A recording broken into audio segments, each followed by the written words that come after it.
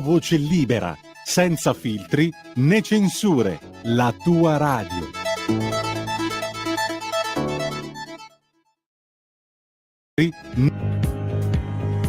Va ora in onda la rassegna stampa.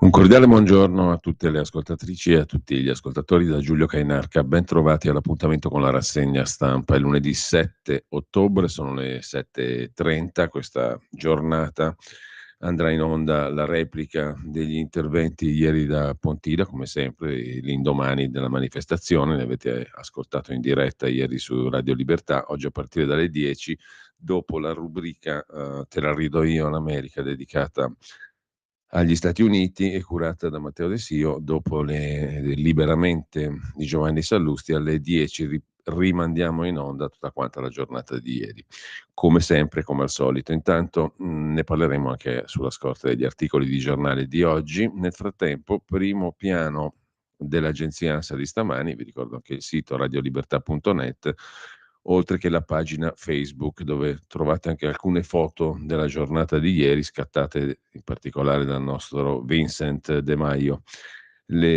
alcune delle foto rappresentative della giornata di ieri a Pontida. Intanto, vi dicevo, il primo piano dell'agenzia ANSA di stamani si occupa di Israele, che ricorda la strage del 7 di ottobre scorso. Hamas attacca con 4 razzi, offensiva di Hezbollah nel nord, sono 9 i feriti. L'Iran revoca le restrizioni ai voli. Inferno su Beirut e Gaza, l'ala militare di Hamas è sconfitta. L'Iran fa sapere persi i contatti con il capo della forza Quds Khani dopo i raid di Israele. New York Times, foto satellitari di truppe israeliane vicino alla missione UNIFIL. Mentre Mattarella chiede una ferma condanna o meglio, pronuncia una ferma condanna per l'attacco del 7 ottobre un anno fa ai cittadini israeliani e alle donne israeliane, ai bambini.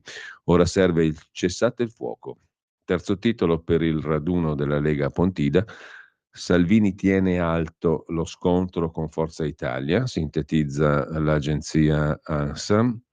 Paghino le banche. Il leader della Lega blinda l'autonomia regionale, un patto sovranista a Pontida, e poi filmati e foto anche dall'agenzia ANSA, la giornata a Pontida con Salvini, Vannacci e Orban.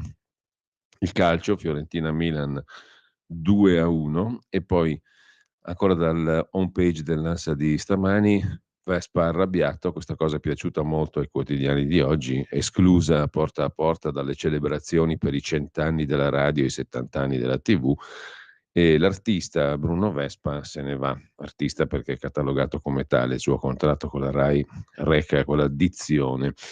Un pianeta che racconta come sarà la Terra fra 8 miliardi di anni. È stato scoperto, analizzato, è distante 4.000 anni luce e ruota intorno a una stella morente, il che lo rende molto simile al nostro, diciamo così, per tanti versi, per metafora ovviamente. Israele spaccato nel giorno del ricordo, un anno dopo il massacro, scrive ancora l'agenzia ANSA. Divisione tra familiari e governo, nessuna commemorazione comune. Dopodiché abbiamo gli Stati Uniti 2024, Kamala Harris avanti di 2 punti su Trump, ha il 50% dei consensi, un sondaggio di NPR, PBS News, eccetera. Ancora dall'agenzia ANSA andiamo a scorrere sul dorso di cronaca. Sparito un medico del San Raffaele, aiutateci a trovarlo. Davide Piccinali, scomparso giovedì 3 ottobre da Milano, 39 anni. È un cardiochirurgo specializzando. Di lui non si ha nessuna notizia a partire da giovedì scorso. È scomparso e è stato diffuso un volantino per la sua ricerca. Non sappiamo cosa indossa quando è scomparso, potrebbe avere con sé il telefono, risulta spento, potrebbe avere i documenti, non si è presentato al lavoro presso l'ospedale San Raffaele venerdì 4 ottobre, vive in zona Viale Padova, Parco Trotter, potrebbe essere in difficoltà, scrive, anzi recita il volantino che ne annuncia la ricerca. Attenzione, scomparso questo dottore cardiochirurgo specializzando del San Raffaele. Infine, per quanto concerne la pagina di politica, il leader della Lega blinda l'autonomia, patto fra sovranisti a Pontida, la Pontida dell'altro giuramento, quella che quasi 900 anni dopo la Lega Lombarda sancisce qui la Santa Alleanza dei popoli europei. Poi vedremo sui quotidiani di oggi. Intanto, a proposito dei quotidiani di oggi, andiamo giusto a sfogliare le prime pagine. Innanzitutto, il Corriere della Sera apre la sua prima pagina con Israele che sfida tutti un anno dopo. Raid, incursioni a Gaza e in Libano, l'Iran minaccia, se attaccate colpiremo ancora. Nell'anniversario dell'eccidio di Hamas, Mattarella dice che bisogna scongiurare l'allargamento del conflitto. E questo è l'argomento di apertura. Di spalla c'è il data room di Milena Gabanelli e Simona Ravizza dedicato alla sanità, o meglio, TAC, risonanze, dove gli esami sono più precisi. Nella diagnosi delle malattie più gravi il livello di efficienza dei macchinari fa la differenza. Mammografi, risonanze magnetiche, TAC sostengono in Italia un carico di 65 milioni e mezzo di prestazioni all'anno, 58% negli ospedali pubblici, 42% nelle strutture private convenzionate. La sostituzione di queste grandi apparecchiature può essere necessaria per usura, modalità di utilizzo, numero di guasti, gestione, tecnologia. Insomma, le macchine più sono nuove, meglio funzionano, scopre Milena Gabanelli. L'addio a Sammy Basso, il ragazzo con le rughe che non è mai stato vecchio, non c'è più, è morto per un malore al ristorante, soffriva di una malattia genetica rarissima, la progeria di Hutchinson Gilford. Entusiasta, sapeva sognare e sorridere, lo ricorda Gian Antonio Stella. Sammy, il ragazzo che non era vecchio, aveva 28 anni, era l'ammalato di progeria più longevo al mondo. Su Pontida apriamo il capitolo a parte e poi la questione di Fratelli d'Italia e lo spione della chat di partito che va buttato fuori. Non sarebbe di Fratelli d'Italia la gola profonda che ha reso pubbliche le chat del partito di Giorgia Meloni. E infine la coppia che chiede aiuto al Papa, allo IOR, quella che è stata definita nei decenni la Banca Vaticana, ci caccia per il nostro matrimonio perché ci amiamo. Siamo stati licenziati dallo IOR per il nostro matrimonio, è una delle regole a quanto pare dello IOR. Il Papa ci ridia il lavoro. Su Pontida il titolo in prima pagina è il seguente: Salvini vara l'alleanza dei patrioti e riapre il fronte con Forza Italia. Matteo Salvini lancia la Santa Alleanza dei popoli europei, sul palco il premier ungherese Orban, l'olandese Wilders. Arrivano i videomessaggi di Bardella, del Rassemblement National francese, dell'ex presidente brasiliano Bolsonaro. Folla per il generale Roberto Vannacci. Salvini frena sullo Ius Italiae. La ricetta per i prossimi anni non è concedere più cittadinanze o regalarle il più velocemente, la priorità per la Lega è revocare la cittadinanza a quelli che delinquono. Così il Corriere della Sera riassume in prima pagina. L'articolo dell'inviato Cesare Zapperi nella città del giuramento dei comuni lombardi contro il Barbarossa, 1167. Matteo Salvini, scrive l'inviato del Corriere della Sera, lancia la Santa Alleanza dei popoli europei, argine a quella che definisce l'invasione islamica, un fronte comune che vede alleati i partiti della destra sovranista che hanno dato vita al gruppo dei patrioti.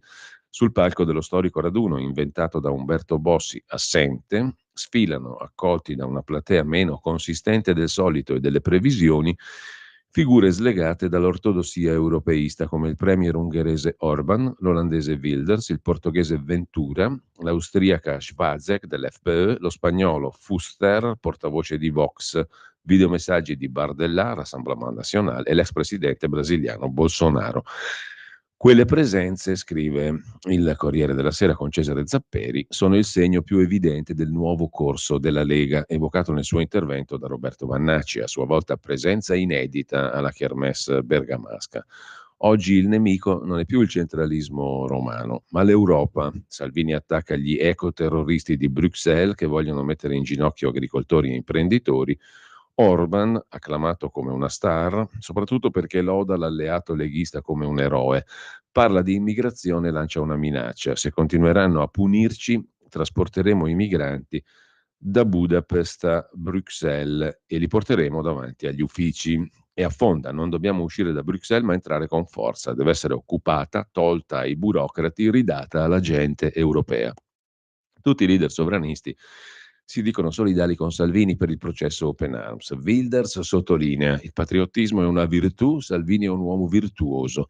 Ti amo, gli ha detto Wilders a Salvini, per la battaglia contro lo tsunami dell'immigrazione clandestina di massa che ci rende stranieri a casa nostra. Quando sarai in tribunale a Palermo saremo con te, Matteo, ti amo, ha concluso appunto Wilders. La segretaria del PD, Schlein, fa il controcanto. Salvini l'ho visto circondato da due alleati molto sbagliati, Orban che isola l'Italia e Wilders che diceva non un centesimo all'Italia. Non mi stupisce che lo definiscano un eroe, ma così non si fanno gli interessi dell'Italia, dice Elly Schlein, versione interesse nazionale. Marlen Schwazek, vicepresidente dell'FPÖ, il partito che ha vinto in Austria, in perfetto italiano sottolinea: alla prossima generazione vorrei raccontare un'Europa forte, col coraggio di prendere decisioni chiare come ha fatto Salvini, mettendo la sicurezza del suo paese al di sopra di ogni interesse e difendendo i valori dell'Europa. È l'assist per Salvini che ribadisce nel suo intervento di non aver paura di una condanna. Possono arrestare una persona, non un popolo. Del resto, lo slogan di Pontida 2024 recita anche in inglese: difendere i confini non è reato. Questa è la battaglia su cui, un po' suo malgrado, un po' per calcolo politico, ha investito Salvini, che chiama la mobilitazione il 18 ottobre a Palermo, quando l'avvocata Giulia Bongiorno terrà la ringa difensiva per il giorno della sentenza che non è ancora fissato. Ma il raduno di Pontida, quest'anno meno carico di entusiasmo, anche per la scelta di uno speaker professionale ma poco coinvolgente per la platea, richiama le battaglie storiche della Lega, quella per l'autonomia, il ministro Calderoli, il governatore Zaia, applauditissimo, ma che suscita mormorii di disapprovazione quando sostiene che bisogna avere fiducia nella magistratura, gonfiano il petto di fronte alla promessa mantenuta portando a casa una legge che traduce in norma una battaglia ultradecennale. Salvini, anche per rispondere a chi lo accusa di aver abbandonato le battaglie storiche, dice: abbiamo cambiato tattica ma l'obiettivo resta, ci abbiamo provato con la secessione e la devolution, ora abbiamo l'autonomia, una vittoria storica. Per il leader, conclude il Corriere della Sera, è l'occasione di mandare una serie di altolà agli alleati, Forza Italia in primis, che sulla riforma autonomista, come su altri fronti, hanno sollevato obiezioni. Sulla legge Calderoli non si torna indietro, dice Salvini, bisogna accelerare, ma è sulle regole per la concessione della cittadinanza che il segretario, spalleggiato da Vannacci, non lascia spazio al dialogo. La ricetta per i prossimi anni, dice Salvini, non è concedere più cittadinanze o regalarle. La priorità è revocare la cittadinanza a quelli che delinquono. E sulla manovra economica la puntualizzazione di Salvini, che marca una distanza da Forza Italia. Se qualcuno deve pagare qualcosa in più, paghino i banchieri e non gli operai, chiude tranchant Salvini. Valditara accusa, il PD insorge, titola ancora il Corriere, sulla scuola la sinistra non ha proposte serie, sa falsificare la realtà, come quando la Schlein accusa il governo di sottopagare i docenti, ha detto Valditara. E poi abbiamo un altro articolo sul Corriere della Sera da Pontida, dall'inviato, un altro inviato Nino Luca, a proposito del generale Vannacci, il pratone, il retropalco, i sentimenti leghisti per Vannacci, che variano a seconda di dove lo si osserva. Sul Sacro Prato, Roberto Vannacci ha fatto un bagno di folla, letteralmente. Per oltre un'ora, sull'erba bagnata con le scarpe che affondano nel fango, ha girato tra gli stand delle regioni, tra selfie e strette di mano. Generale, assaggi la mozzarella, assaggi l'anduia. E poi il coro, un generale, c'è solo un generale. Non è un assedio, ma un piacevole momento, ha scherzato, mostrando orgoglioso l'impronta del rossetto che gli ha lasciato sulla guancia e il bacio di una signora. Dal cappello ai pantaloni, tutto in verde, spunta un militante che lo affronta col sorriso. Vannacci, tu con la Lega non c'entri un cazzo, però non fare un partito per i cavoli tuoi, tanto non prenderesti più dell'1,5%. Ma i due trovano subito un accordo nel definire filibustieri i giornalisti. Quelli, il generale li rintuzza con una tecnica comprovata, riproponendo loro la domanda ricevuta. Se mi sento un papa straniero, ma lei ha sbagliato accento, voleva dire papà. Nelli Chiedo scusa, i colonnelli della Lega sono freddi con me, lei ha fatto una brutta colazione, non percepisce i sentimenti, dice Vannacci. Resiste anche al ritorno, con un paio di taglie in più, della nuova vecchia iena, Alessandro Sortino. Parla lei o parlo io? Arriva allo stand dove si vendono i suoi libri, comincia a firmare copie. La sua assistente alla fine certificherà. Abbiamo venduto 150 volumi del Mondo al contrario, 50 de Il coraggio vince. Diavolo di un Vannacci, non avrà usato la Lega come un taxi, ma come una libreria, sì. Arriva il momento di un suo personalissimo predellino, si tratta di un poggiacavi rialzato. Ci sale sopra. Se prenderò la tessera della Lega ne parleremo, ma il fatto che non l'abbia non rappresenta un problema né per Salvini, per Federica o Zaia. Non è un problema per il popolo della Lega, dice Vannacci. A chi chiede se al congresso presenterà una propria mozione risponde: ne parleremo quando ci sarà. Non escludo nulla. Oggi faccio parte della Lega in Europa e in Italia e continuo su questa strada. Sale sul palco, parla dopo i ministri, prima dei leader stranieri, si muove facendo a meno del piedistallo. Non legge, parla a braccio. Davanti a lui sventola un tricolore bianco, blu e rosso della Russia. Sicuramente non gli spiace, ma è dietro al palco che l'atmosfera per il generale cambia. Snobbato dai colonnelli come il 1° giugno a Milano, i governatori Fontana, Fugatti, Zaia, Fedriga ignoravano Vannacci, gli organizzatori coprivano la visuale delle telecamere con dei pannelli. A Pontida non c'è bisogno perché tutto è blindato. Ci vorrebbe un drone, ma i due cecchini ben appostati lo tirerebbero giù. Zaia non parla. In passato aveva detto che Vannacci era un candidato indipendente e non lo avrebbe votato.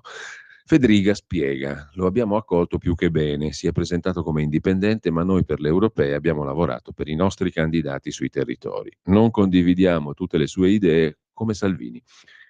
E allora com'è andata? Buongiorno e buonasera, nessun comitato d'onore, dice un altro dirigente leghista. Poi continua. La Lega passa dal federalismo al sovranismo, una scelta di cui un giorno il segretario dovrà rendere conto. Poco male, conclude il Corriere della Sera. Vannacci si rifà con una foto. Lui e il fido Fabio Filomeni, l'incursore suo braccio destro, stringono in mezzo Viktor Orban. Alla fine, seguito da codazzo di fan e giornalisti, ruba il palco e la scena a Salvini. Vannacci, un'ultima domanda. Ma voi volete comandare un generale? Gli risponde Vannacci a quello che gli ha chiesto l'ultima domanda. Infine, sul Corriere della Sera c'è anche la questione dello striscione su Tajani. Alessandro Verri, capogruppo leghista a Milano, sabato era in prima fila davanti allo striscione contro Antonio Tajani, definito scafista. Non ha fatto una bella figura, dice l'intervistatore. Non so cosa dirle, risponde imbarazzato ma cortese il capogruppo della Lega in Consiglio Comunale a Milano, coordinatore dei giovani leghisti lombardi, Alessandro Verri, 29 anni. Avete fatto infuriare Salvini che si è dovuto scusare con l'alleato. Beh, in realtà, osserva Verri, ci sono modi migliori per esprimere le nostre critiche. Rimaniamo convinti che la cittadinanza non si regala, abbiamo un po' esagerato, mi spiace, con il senno di poi la situazione poteva essere gestita meglio. Cosa vuole? Siamo giovani, devo ancora mangiarne di pasta asciutta, dice Alessandro Verri. Era tutto condiviso? No, assolutamente non era condiviso con Salvini. Salvini ha detto che quello che è successo è opera di 4 scemi. Si considera tale? Sì, risponde Verri. Un po' scemo lo sono, visto com'è andata. Abbiamo davvero esagerato. Provvedimenti? Se ne è parlato rispetto ad altri cori, comunque sono un militante. Se si riterrà di prendere dei provvedimenti mi adeguerò. Mi assumo la responsabilità di quel che ho fatto, non mi tiro indietro. C'è anche da Pontida, sempre ma in relazione alla manovra economica, quindi a Roma, la parola del ministro Giorgetti. So distinguere, ha detto il ministro dell'economia dal palco di Pontida, tra chi fa sacrifici e chi li può fare. State tranquilli e sereni. Il ministro dell'economia Giorgetti è tornato sulla frase di qualche giorno fa circa la manovra che richiederà sacrifici da tutti, che ha turbato i colleghi di governo, spaventato aziende e cittadini. Ancora una volta Giorgetti tenta di spegnere le polemiche. Oggi, ha detto a Pontida il ministro Giorgetti, il ministro delle finanze e dell'economia non è un banchiere, un professore, ma è un figlio di pescatore e di un'operaia tessile. Ve lo dico con grande tranquillità. Noi siamo dalla parte della gente che lavora, produce e fa sacrifici e ricorda l'articolo 53 della Costituzione, Giorgetti. I sacrifici li devono fare tutti in base a chi ha più capacità contributiva. Il governo, con grande serietà e responsabilità, sta cercando di tradurre in fatti questo principio di buonsenso. Dallo stesso palco Salvini torna sul tema con un affondo contro le banche. Se qualcuno deve pagare qualcosa in più, siano i banchieri e non gli operai. Il nostro obiettivo è aumentare gli stipendi, abbassare le tasse alle partite IVA. Così Salvini, sempre da Pontida. So distinguere chi può fare i sacrifici e chi non li può fare, ha detto il ministro Giorgetti. Lasciamo con questo il Corriere della Sera, andiamo a vedere adesso la prima pagina del Fatto Quotidiano. L'apertura è sulla questione delle intercettazioni brevi, libertà di sequestrare, di fare violenze, l'ultima porcata, il pubblico ministero Menditto spiega le conseguenze del limite di 45 giorni. Mercoledì in Senato la discussione al disegno di legge Zanettin che limita a 45 giorni le intercettazioni. E questo è l'argomento d'apertura. Su Pontida, la Lega da Pontida bombarda i giudici e anche l'alleato Tajani con Orban e Vannacci su migranti, autonomia e ius schole. La quarta puntata dell'inchiesta, quelli che è il merito. In questo caso ci si occupa del Ministero della Salute, degli amici alla corte di Schillaci, fidanzate, lobbisti, cugini, l'amichettismo nel Ministero della Salute. La frase sopra la testata: a Prato scioperano gli operai del tessile di domenica perché nel distretto parallelo cinese si lavora 12 ore, 7 giorni su 7, intanto altrove aumenta la cassa integrazione. E poi ancora il pogrom di Hamas un anno fa, 7 ottobre 24, la strage di ebrei che chiamò altro sangue. Infine basta scioperi, il Fatto Economico apre su questo tema, così Piantedosi sta coi padroni. Per quanto concerne Pontida è l'apertura, pagina 2, pagina 3, il resoconto del Fatto Quotidiano intitolato così Open Arms, ora Salvini va all'assalto dei giudici. C'è un altro Salvini, Giacomo, che è l'inviato del Fatto Quotidiano a Pontida. Io in galera a testa alta, dice Salvini. Il ministro lascia anche la Santa Alleanza lancia la Santa Alleanza dei Patrioti con Orban e Wilders. Il vice premier arringa la folla contro i pubblici ministeri, sono indignato, il coro, se viene condannato faremo una rivoluzione. Prima gli italiani è scomparso, scrive l'inviato Salvini, Giacomo da Pontida per il Fatto Quotidiano. Figurarsi Padania Libera. Soltanto un lontano ricordo, le ampolle, i druidi, perfino le corna, non ci sono più. Lo slogan in bella mostra della Pontida leghista è scritto a caratteri cubitali dietro e davanti al palco. Non è un reato difendere i confini. I gadget e la pacottiglia tra gli stand si sprecano, i militanti si presentano con tute da carcerato. Il vice sindaco di Serra Capriolo, Foggia, Michele Leon Bruno, con una tunica bianca e nera e scritta annessa: arrestate anche me. Tra gli stand va un volantino distribuito a tutti i militanti, sfondo ocra, foto segnaletica di Salvini e al posto di wanted si legge colpevole di cosa? Di aver difeso l'Italia. C'è anche un banchetto per firmare la petizione Io sto con Salvini. La Pontida leghista sembra più una piazza che invoca la forca per i magistrati e i giudici di Palermo, colpevoli di aver mandato a processo il vice premier per sequestro di persona nel caso Open Arms. Così la mette il Fatto Quotidiano, che dedica un altro articolo, tutta la Lega contro Tajani, un altro articolo su Pontida, autonomia, banche, ius, scole o quel che l'è per gli immigrati. Giorgetti che parla di tasse ai ricchi. Tajani Terun è romano, appunto. Il signor Franco, ex ferroviere di Dalmine, calpesta il pratone di Pontida con una maglietta nera col faccione di Matteo Salvini. Per lui non c'è governo che tenga. Il popolo della Lega non vuole sentire parlare di ius soli, ius scole, altre diavolerie che abbiano a che fare con la concessione di nuove cittadinanze, scrive il Fatto. Lasciamo il Fatto, andiamo a vedere il Giornale. Il Giornale mette in prima pagina, in apertura, il raduno di Pontida, tasse e migranti, la ricetta di Salvini, a pagare siano i banchieri, ma poi lo vediamo subito in dettaglio. A un anno dalla strage, lo speciale del Giornale, 7 ottobre in Israele, vedremo poi il commento di Fiamma Nierenstein in particolare, salvare Israele è lottare per l'Occidente. Sempre in prima pagina sul Giornale, poi l'ira di Bruno Vespa perché la Rai snobba la sua trasmissione, Elon Musk scatenato sul palco di Trump e il comizio diventa uno show del super miliardario, e poi la NATO in cambio di territori, l'adesione alla NATO in Ucraina è l'ora del compromesso, le ipotesi di accordo con la NATO. Per quanto concerne Pontida, l'articolo principale a pagina 2 di Stefano Zurlo sul giornale. La Santa Alleanza Sovranista, i migranti li prenda. L'Unione Europea sul palco fra ovazioni e cori, Viktor Orban.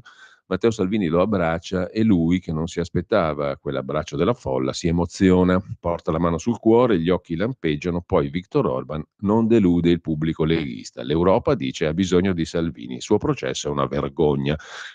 Un calice amaro che Salvini al microfono, subito dopo a chiudere la manifestazione, intende bere fino all'ultimo. Qualora i giudici, dice Salvini, dovessero condannarmi, andrò in carcere a testa alta. Processano chi ha fatto il suo dovere, ma non possono processare un intero popolo, possono arrestare una persona, non un popolo. Gli applausi corrono sul celebre Platone.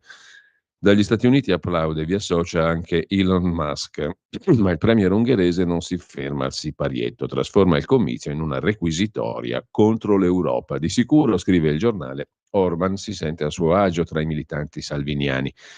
Cita il 1848 i moti che agitarono Ungheria e Italia.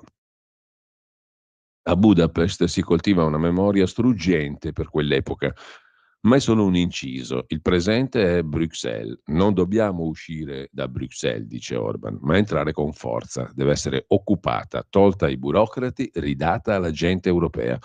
Orban cita tutti i paesi in cui la destra ha vinto o conquistato posizioni. Domenica abbiamo fatto un altro passo, Kikel in Austria. La conquista dell'Europa non è un miraggio, anche se i vertici dell'Unione Europea considerano il leader ungherese un paria, da tenere ai margini anche per le posizioni filo-putiniane. Lui insiste con la difesa dell'identità nazionale minacciata dall'Europa, dalla sinistra, dall'immigrazione selvaggia.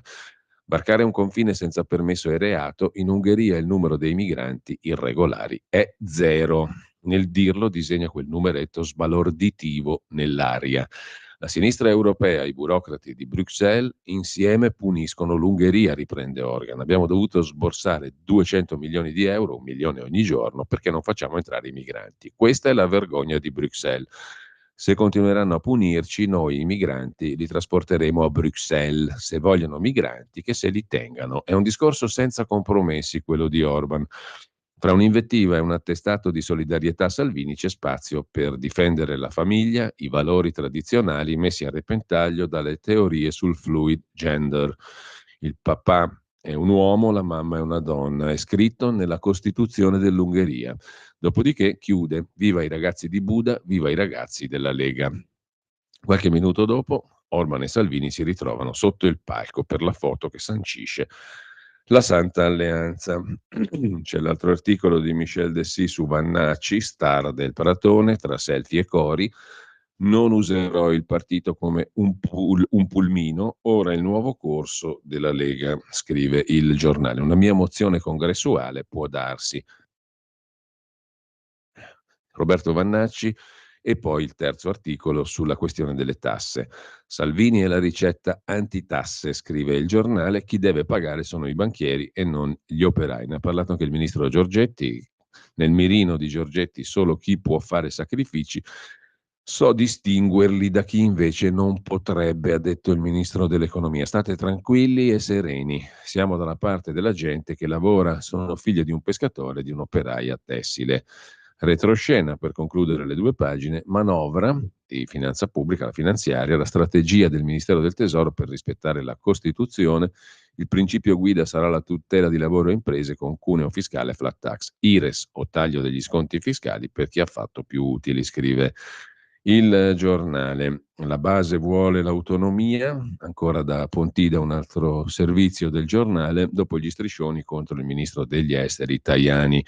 I nuovi italiani non sono una priorità. I militanti leghisti contestano la proposta di Forza Italia, ma il deputato leghista Candiani frena, ognuno ha le sue idee. Ius Italia e gli alleati dicono a Forza Italia non è nel programma, per la Lega invece bisogna revocare la cittadinanza a chi delinque, così sul giornale. Dal giornale passiamo al Tempo di Roma. L'apertura è dedicata ai complici del 7 di ottobre, la strage di israeliane e israeliani un anno fa. La piazza inneggia Hezbollah e Hamas e la sinistra resta in silenzio. Quel silenzio colpevole della sinistra, commenta il direttore Tommaso Cerno. L'altro titolo a centropagina sul ritorno di Salvini a Pontida, la colpa aver difeso l'Italia. E poi ancora dalla prima pagina del quotidiano romano Il Tempo, il vero piano di Elly Schlein, la patrimoniale. La patrimoniale non è un tabù, ha detto Elly Schlein. Sulla questione di Pontida il titolo del Tempo in primo piano è questo: la Santa Alleanza di Pontida, fermiamo l'invasione. E noi ci fermiamo invece un minuto esatto per la piccola pausa.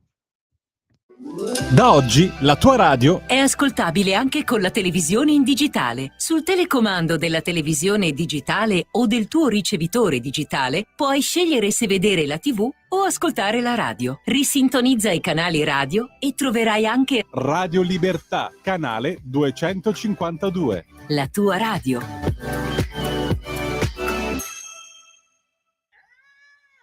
Di stile e stiletto, la disarmante voce della semplicità, in una visione soggettiva e femminile della realtà, con disincanto, crudezza, dolcezza e poesia.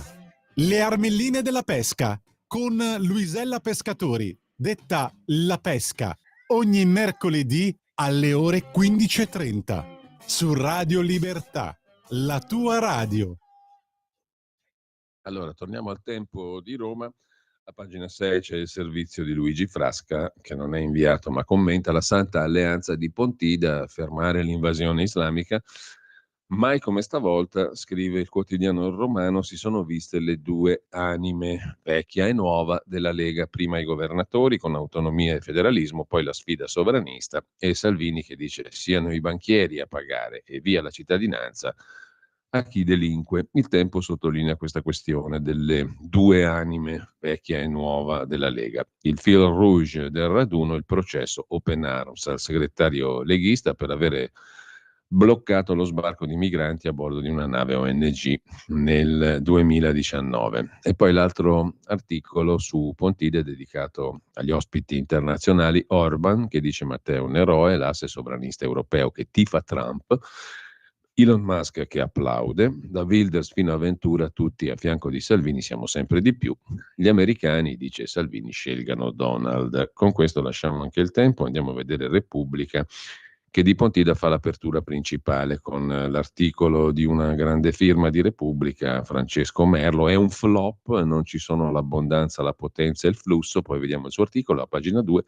Comunque il titolo in prima pagina su Pontida è il seguente: la Pontida nera di Orban. Il premier ungherese, invocato dalla platea come il leader dei patrioti, osannato quando parla contro gli immigrati. Salvini attacca il cancro dell'estremismo islamico. Sul caso Open Arms non possono processare un intero popolo. E Giorgetti torna alla carica sulle tasse, nel mirino banche e imprese. Così in prima pagina.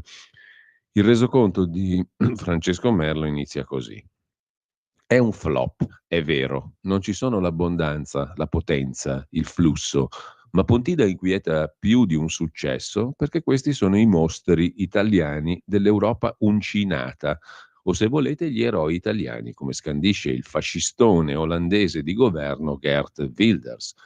E il delirio per Viktor Orban, che Salvini contende a Meloni, è una deriva imprevedibile per il nostro paese, che anche quando con Bossi e Maroni si scopriva razzista, restava comunque Maccarone. Insomma, visto che Bossi e Maroni sono fuori dal primo piano, purtroppo Maroni è che è deceduto, diventano quasi buoni per Repubblica. Invece adesso la destra frecciata degli ungheresi e poi dei cechi, dei portoghesi, degli olandesi, degli spagnoli di Vox, anche questi rubati a Giorgia, degli austriaci, dei francesi e soprattutto di Orban, appunto, che tutti gli altri trattano come il leader dei leader, il capo dei capi. Insomma, il mondo storto deposita qui a Pontida un tu vo fare l'ungherese che, sia pur sotto traccia, in Italia sta contendendo l'egemonia culturale al vecchio tu vo fare l'americano. Piccolo e tozzo, viene invocato accolto con Victor, che suona come passo cadenzato. Si trasfigura nell'oro Führer quando li riempie di furore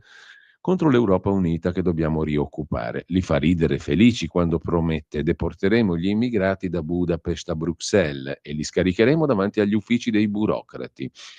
Quando li trascina in una danza raccontando: la sinistra mi fa le scenate perché nella Costituzione ungherese c'è scritto che il matrimonio non è una barzelletta, il padre è uomo, la madre è donna. Non c'è nient'altro a Pontida, scrive Francesco Merlo, che valga quanto questa voglia di Ungheria con cui Salvini batte a destra Meloni, ben al di là del solito bisogno di accreditamento estero che ai tempi in cui era movimentista consumava imbucandosi e facendosi fotografare tra i fans di Trump, ma anche andando nella Corea di Kim, che gli pareva meglio di Milano. Così scrive Francesco Merlo.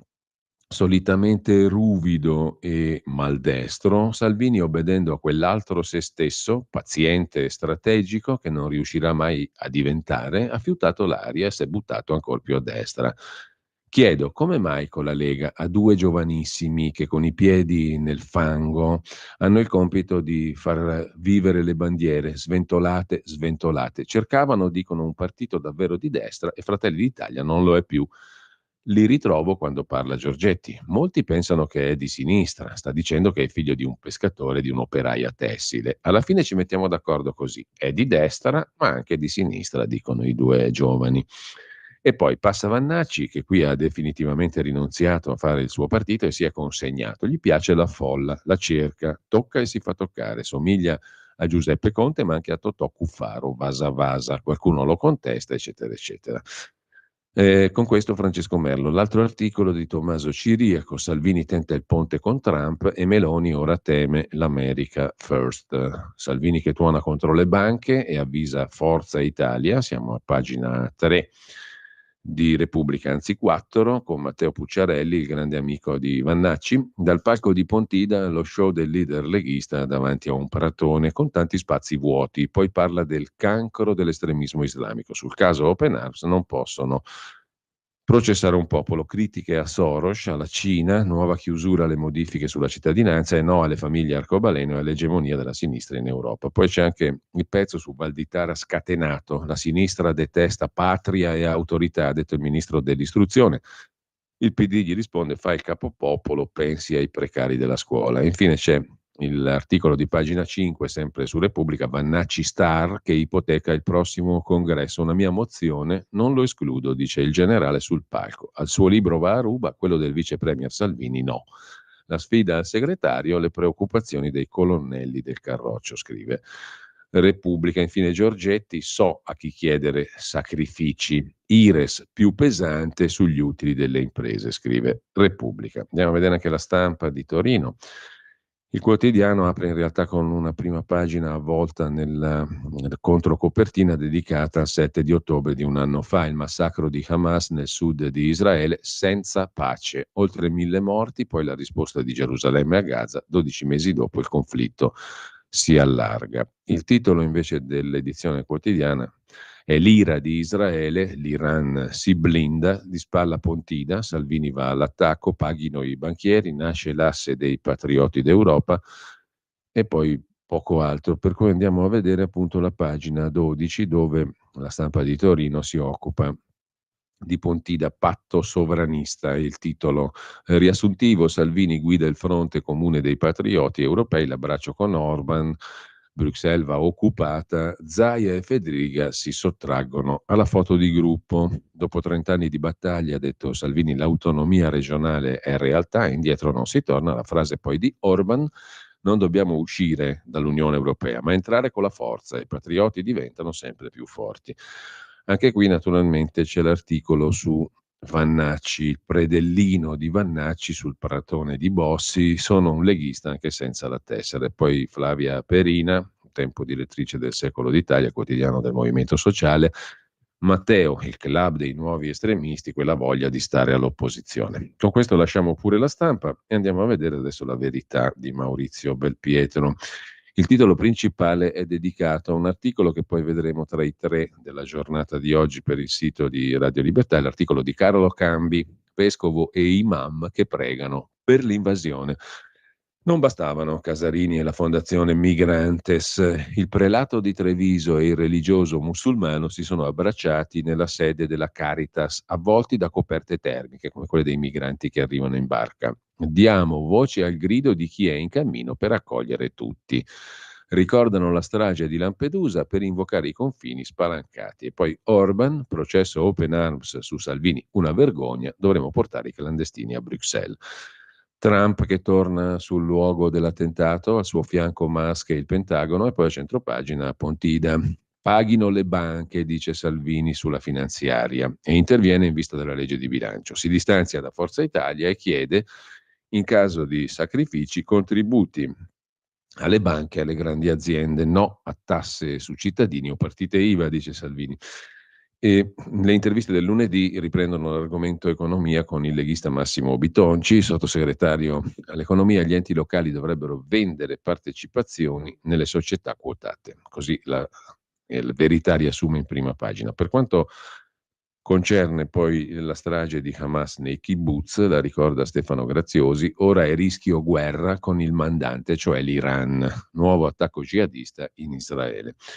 Flaminia Camilletti racconta Pontida, se qualcuno deve pagare qualcosa in più paghino i banchieri, il nostro obiettivo è abbassare le tasse alle partite IVA e aumentare gli stipendi ai lavoratori. Dal palco di Pontida il segretario della Lega, vice premier Matteo Salvini, rimette ordine il suo circa le priorità della manovra, oggetto di dibattito interno, scrive La Verità in prima pagina. Pagina 5 prosegue il resoconto di Flaminia Camilletti. Al governo dà le priorità Matteo Salvini, giusto appunto, della manovra. Matteo Salvini rimette ordine circa le priorità della manovra, oggetto di dibattito dentro il governo dopo l'intervista che il ministro dell'economia Giorgetti ha rilasciato a Bloomberg nei giorni scorsi. I banchieri sono citati anche dal ministro Giorgetti, che chiarisce: oggi il ministro non è un banchiere, è un figlio di pescatore e di operaia tessile. So distinguere chi può fare sacrifici e chi non li può fare, ha detto Giorgetti, concludendo il suo intervento e andandosene dal palco. Su questa questione della manovra paghino i banchieri si concentra La Verità, e poi delinquenti stranieri via la cittadinanza e le parole di Orban: porteremo i migranti da Budapest a Bruxelles, così La Verità in prima pagina. Le interviste del lunedì sulla Verità le citiamo molto rapidamente. Quella a Massimo Bitonci, sottosegretario alle imprese al Made in Italy, l'abbiamo vista velocemente prima. Contributo di solidarietà soltanto alle grandi aziende, dice Bitonci, come Salvini e come Giorgetti. Nessun aumento della tassazione per cittadini e piccole imprese. I comuni dovrebbero vendere le partecipazioni delle società quotate. Tra le interviste, quella di Fabio Dragoni al professor Marco Tarchi, politologo: emarginare i populisti è da disperati. E poi ancora un'intervista sulla Pedemontana al presidente della Pedemontana medesima, Luigi Roth. Dalla Pedemontana passerà la crescita di tutto il paese. Detto questo, lasciamo La Verità e vediamo Libero. Libero apre a tutta pagina su Pontida, l'internazionale con la I maiuscola di Pontida. La sfida del Carroccio, scrive l'inviato Fabio Rubini. Sul Pratone Salvini con Orban e Wilders lancia la Lega Santa contro la sinistra europea, l'Islam radicale e i clandestini. Cittadinanza facile? No, togliamola a chi delinque. E poi guerriglia nella capitale, Schlein difende i manifestanti, corteo per lo più pacifico, dice la segretaria del PD.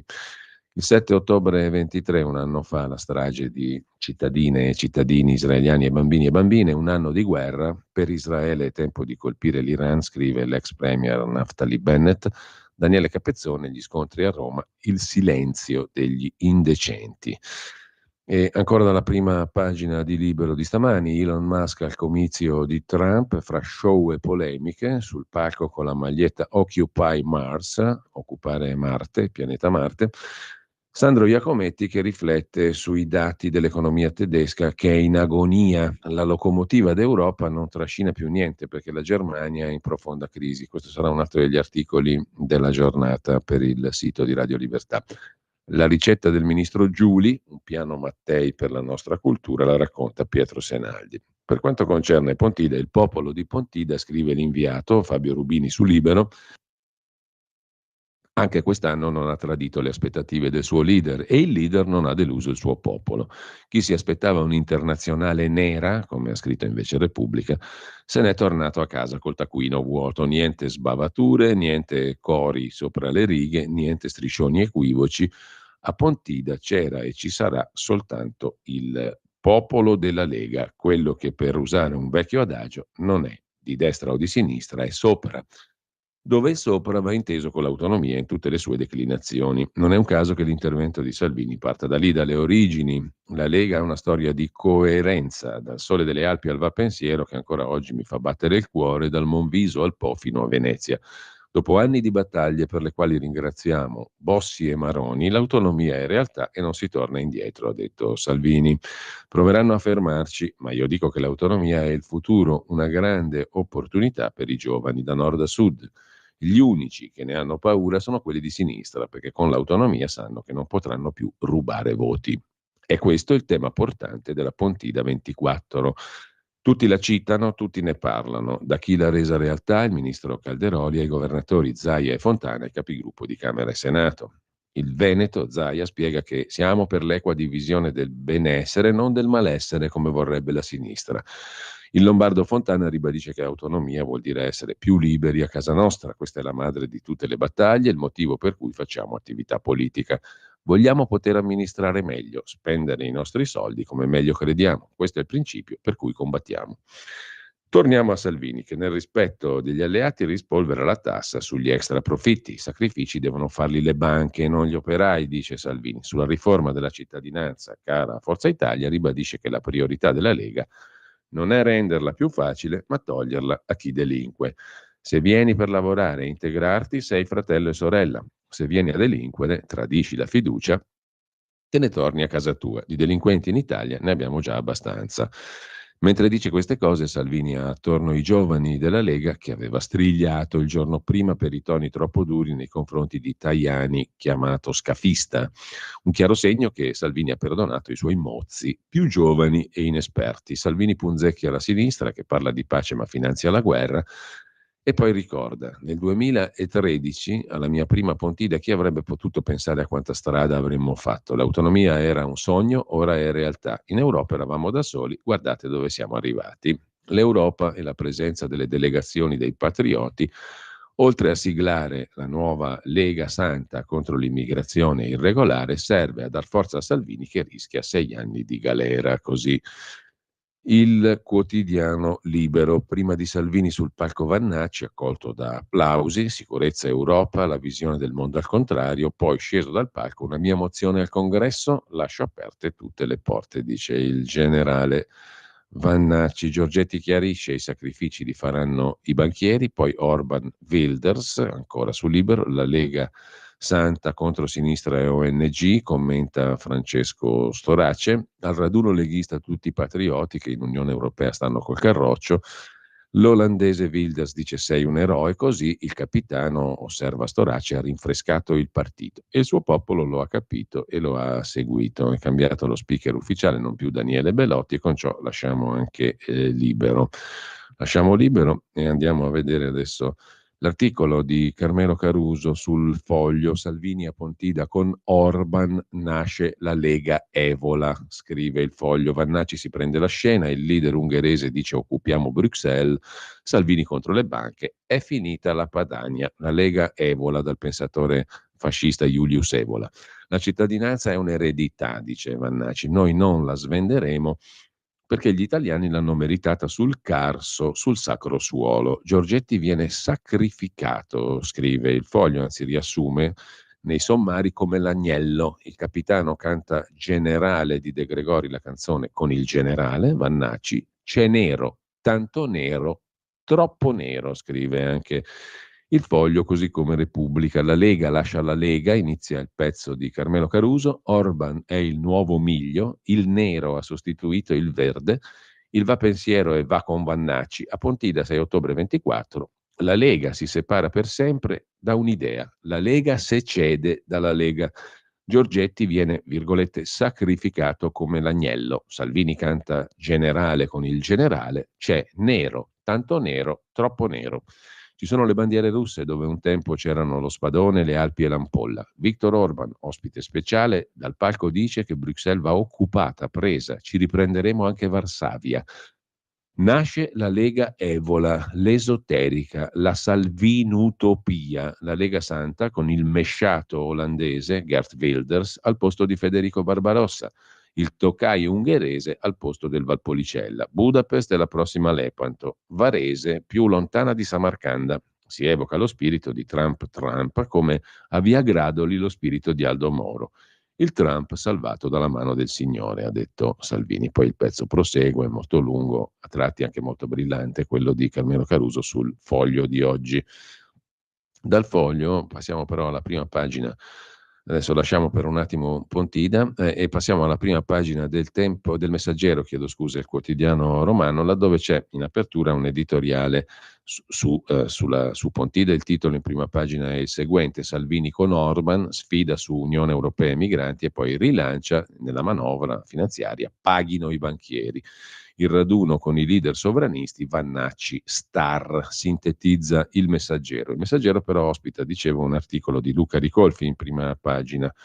Crimini d'odio, il doppio standard. Di che cosa si parla? Si parla innanzitutto della manifestazione anti-Israele di sabato a Roma, purtroppo non senza violenze e incidenti, almeno un merito ce l'ha questa manifestazione, quello di aver evidenziato, scrive il professor Ricolfi, l'inadeguatezza, incompletezza o ambiguità del complesso di norme che disciplinano il diritto di manifestare.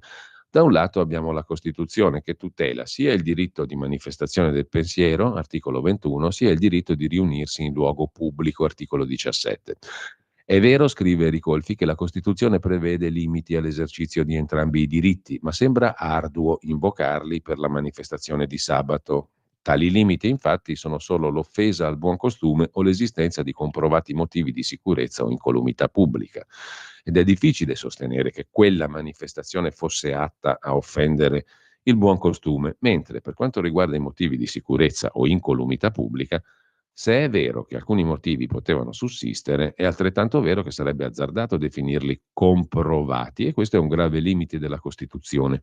Quando sussistono i motivi per impedire una manifestazione, raramente possono essere detti prima, ex ante e in pubblico, senza danneggiare l'attività di prevenzione e repressione delle forze dell'ordine. E dunque, se ci atteniamo alla sola Costituzione, il divieto era difficile da giustificare, scrive Ricolfi.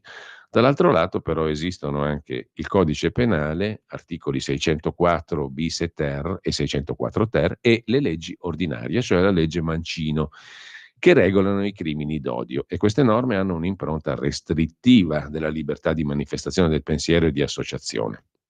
La legge infatti punisce sia chi propaganda idee fondate su superiorità e odio razziale o etnico o istiga a commettere o commette atti di discriminazione per motivi razziali, etnici, nazionali o religiosi, sia chi in qualsiasi modo incita a commettere o commette violenza o atti di provocazione alla violenza per motivi razziali, etnici, nazionali o religiosi, sia chi partecipa o presta assistenza a organizzazioni, associazioni, movimenti o gruppi aventi tra i propri scopi l'incitamento alla discriminazione o alla violenza per motivi razziali, etnici, nazionali o religiosi. Dunque, osserva Ricolfi, se ci atteniamo a queste norme, difficile non rintracciare in diverse manifestazioni pro-Palestina e anti-Israele, compresa quella di sabato, gli estremi dell'incitazione alla violenza per motivi razziali, cioè essere ebrei, o nazionali, essere israeliani.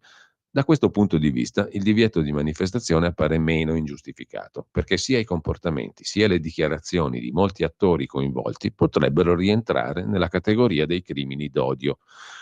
Una categoria, si noti bene, che in passato si è più volte tentato di allargare, ad esempio includendo motivi di sesso, genere, orientamento sessuale, identità di genere, come in occasione del disegno di legge Zan.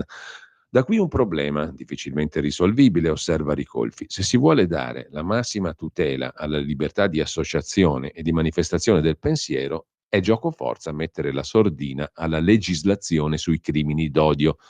Se al contrario si vogliono combattere i crimini d'odio, diventano inevitabili restrizioni alla libertà di pensiero e di associazione. Quel che non si può fare invece, conclude Ricolfi, è usare due pesi e due misure, cioè schierarci per la libertà di manifestazione del pensiero o per la lotta ai crimini d'odio, a seconda dei contenuti per i quali si manifesta.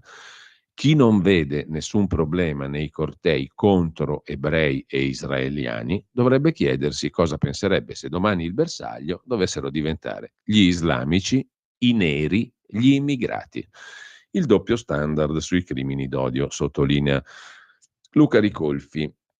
Prima di andare, dopo la pausa delle 8:30, ai 3 articoli di giornata per il sito di Radio Libertà, vi segnalo ancora un argomento d'apertura sul Sole 24 Ore del lunedì, cioè la fragilità del territorio italiano che è a rischio alluvione per oltre 21 milioni di cittadini italiani. La porzione di territorio considerata dall'ISPRA potenzialmente a rischio tocca il 29,4%, con 21 milioni di italiani coinvolti. Se si considera la mappa del dissesto idrogeologico dal 73 al 2023, nessuna regione è stata risparmiata. L'esposizione alle frane riguarda 5,71 milioni di persone che vivono in situazioni di possibile pericolo, scrive il quotidiano di Confindustria, che poi dedica un altro articolo alla questione sotto il profilo dell'assicurazione. Contro i danni da catastrofi è assicurato soltanto il 6% della popolazione, delle abitazioni, insomma. Le polizze. Il tasso di copertura si ferma al 5% nel caso delle aziende. Questo andamento colloca l'Italia in testa alla classifica europea per mancate tutele. La legge di bilancio 2024 ha introdotto l'obbligo per le imprese, ma manca ancora il decreto interministeriale. C'è anche il confronto internazionale in una tabella che il Sole 24 Ore pubblica a pagina 3. L'Italia ha dei rischi assicurati, c'è l'obbligo ad acquistare e a coprire per determinate imprese. Come si comportano gli altri stati lo trovate a pagina 3. Detto questo, lasciamo anche il Sole 24 Ore e tra pochissimo andiamo a vedere appunto i 3 articoli dopo la pausa delle 8:30. Intanto però, al di là di Pontina, vi voglio segnalare alcuni degli articoli che abbiamo selezionato per oggi. Innanzitutto sul Corriere l'abbiamo già visto, ci sono 2, anzi 3 pagine dedicate a Pontida, compreso il discorso del ministro dell'economia Giancarlo Giorgetti. E invece vi segnalo, un attimo soltanto, eccoci qua, vi segnalo un altro articolo per quanto concerne la politica italiana che riguarda la questione delle fughe di notizie o spiate varie dalla chat del partito di Fratelli d'Italia di Giorgia Meloni, lo sfogo di Giorgia Meloni, i sospetti in Fratelli d'Italia su una talpa legata a Forza Italia. Il ministro Crosetto ha detto che non è stato nessun iscritto a far uscire le chat dei parlamentari di Fratelli d'Italia e neanche nessun parlamentare. Nei giorni scorsi, nella chat dei parlamentari di Fratelli d'Italia, è arrivato dai vertici un messaggio in cui si raccomandava di essere presenti in aula per l'elezione di un giudice della Corte Costituzionale, per la cui elezione servono i voti di almeno 3/5 dei parlamentari. Alcune schermate con questi messaggi sono state pubblicate dal Fatto Quotidiano. Il partito è andato su tutte le furie, Fratelli d'Italia. Anche la premier Meloni non l'ha presa bene e ha criticato quelli che ha definito i pochi infami responsabili. Non capisco come possano stare con noi. In Fratelli d'Italia è partita una stretta sulle chat e la caccia alla talpa. Si lavora per ripulire i gruppi di discussione senza umiliare nessuno. A proposito di umiliazioni, c'è un umiliato speciale, è Bruno Vespa, 80 anni, che se ne va dalle celebrazioni RAI perché è stata ignorata la sua porta. L'azienda dice è stata una scelta dell'orchestra. Polemiche importantissime. Per la pagina degli esteri del Corriere della Sera, in Tunisia si va verso il bis per il presidente Kais Saied, in una Tunisia azzerata, racconta il Corriere della Sera. Perché? Perché il presidente uscente e probabilmente anche riconfermato ha vietato i partiti, i comizi e ha silenziato i media. Soltanto 2 i suoi avversari, uno dei quali è in prigione, scrive il Corriere della Sera. Sempre dalla pagina degli esteri del Corriere della Sera, i saltelli sul palco e gli elogi a Trump, il web si scatena sul nuovo Elon Musk che ha fatto uno show al comizio di Butler preso in giro sulla sua piattaforma X. È il culmine della metamorfosi. A un mese dalle elezioni presidenziali, Elon Musk, il più ricco del mondo, è salito sul palco, ha iniziato a saltare con le braccia al cielo, mentre Donald Trump lo presentava a Butler in Pennsylvania, mentre saltava la maglietta con la scritta Occupy Mars, occupiamo Marte, si sollevava mostrando l'ombelico e il pubblico esultava. Così il Corriere della Sera. Sempre dal Corriere della Sera poi c'è la storia della coppia di dipendenti dello IOR licenziati perché si sono sposati. Il Papa ci ridia un lavoro, chiedono i due. Da Roma: il regolamento è stato cucito addosso a noi. Prima di mandarci via mi hanno spostata, dice la donna, dall'ufficio pagamenti a fare l'usciere. Davanti ai miei vecchi clienti provavo imbarazzo, insomma un caso di ingiustizia allo IOR. E rimanendo agli articoli di oggi, vi segnalo anche il direttore del Corriere della Sera, Luciano Fontana, poi andiamo in pausa, che risponde a un lettore a proposito della manifestazione di Roma pro-Palestina, scene di violenza, elogio del 7 ottobre, elogio dell'Iran. Sicuramente i palestinesi dovrebbero avere uno Stato, però mi chiedo perché non si vedano manifestazioni per l'Ucraina.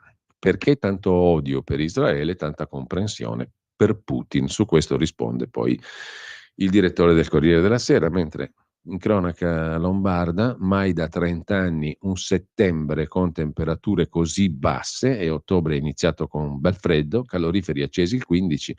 È un clima da anni 90, dice l'esperto, per testimoniare come il clima va su e giù, diciamo, al di là delle leggi scientifiche, matematiche. Comunque gli amministratori chiedono di adeguare gli impianti, insomma fa freddo, a Milano bisogna accendere il calorifero. Pausa. Stai ascoltando Radio Libertà. la tua voce libera, senza filtri né censura. La tua radio.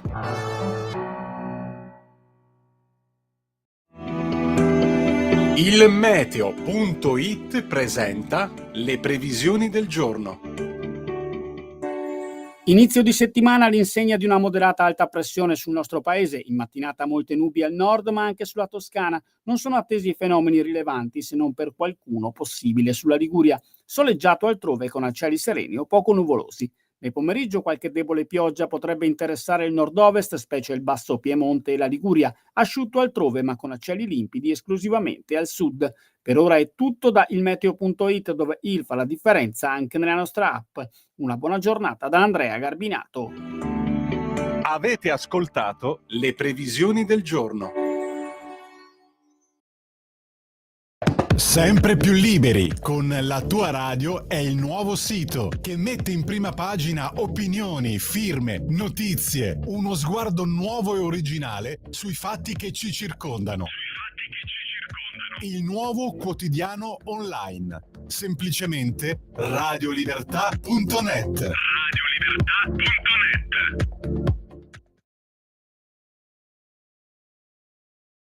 Rieccoci in onda e adesso segnaliamo i 3 articoli di giornata che poi troverete sul sito di radiolibertà.net. Il primo dei 3 articoli, lo citavamo prima velocemente, è di Carlo Cambi, sulla Verità, pagina 1 e pagina 3. Vescovo e imam vogliono azzerare i confini. C'è anche la foto di Monsignor Tomasi, Michele Tomasi, vescovo di Treviso, e dell'imam Saladin Murhid, che celebrano l'azzeramento dei confini di ingresso in Italia alla Casa della Carità di Treviso con una coperta da rifugiati addosso, quelle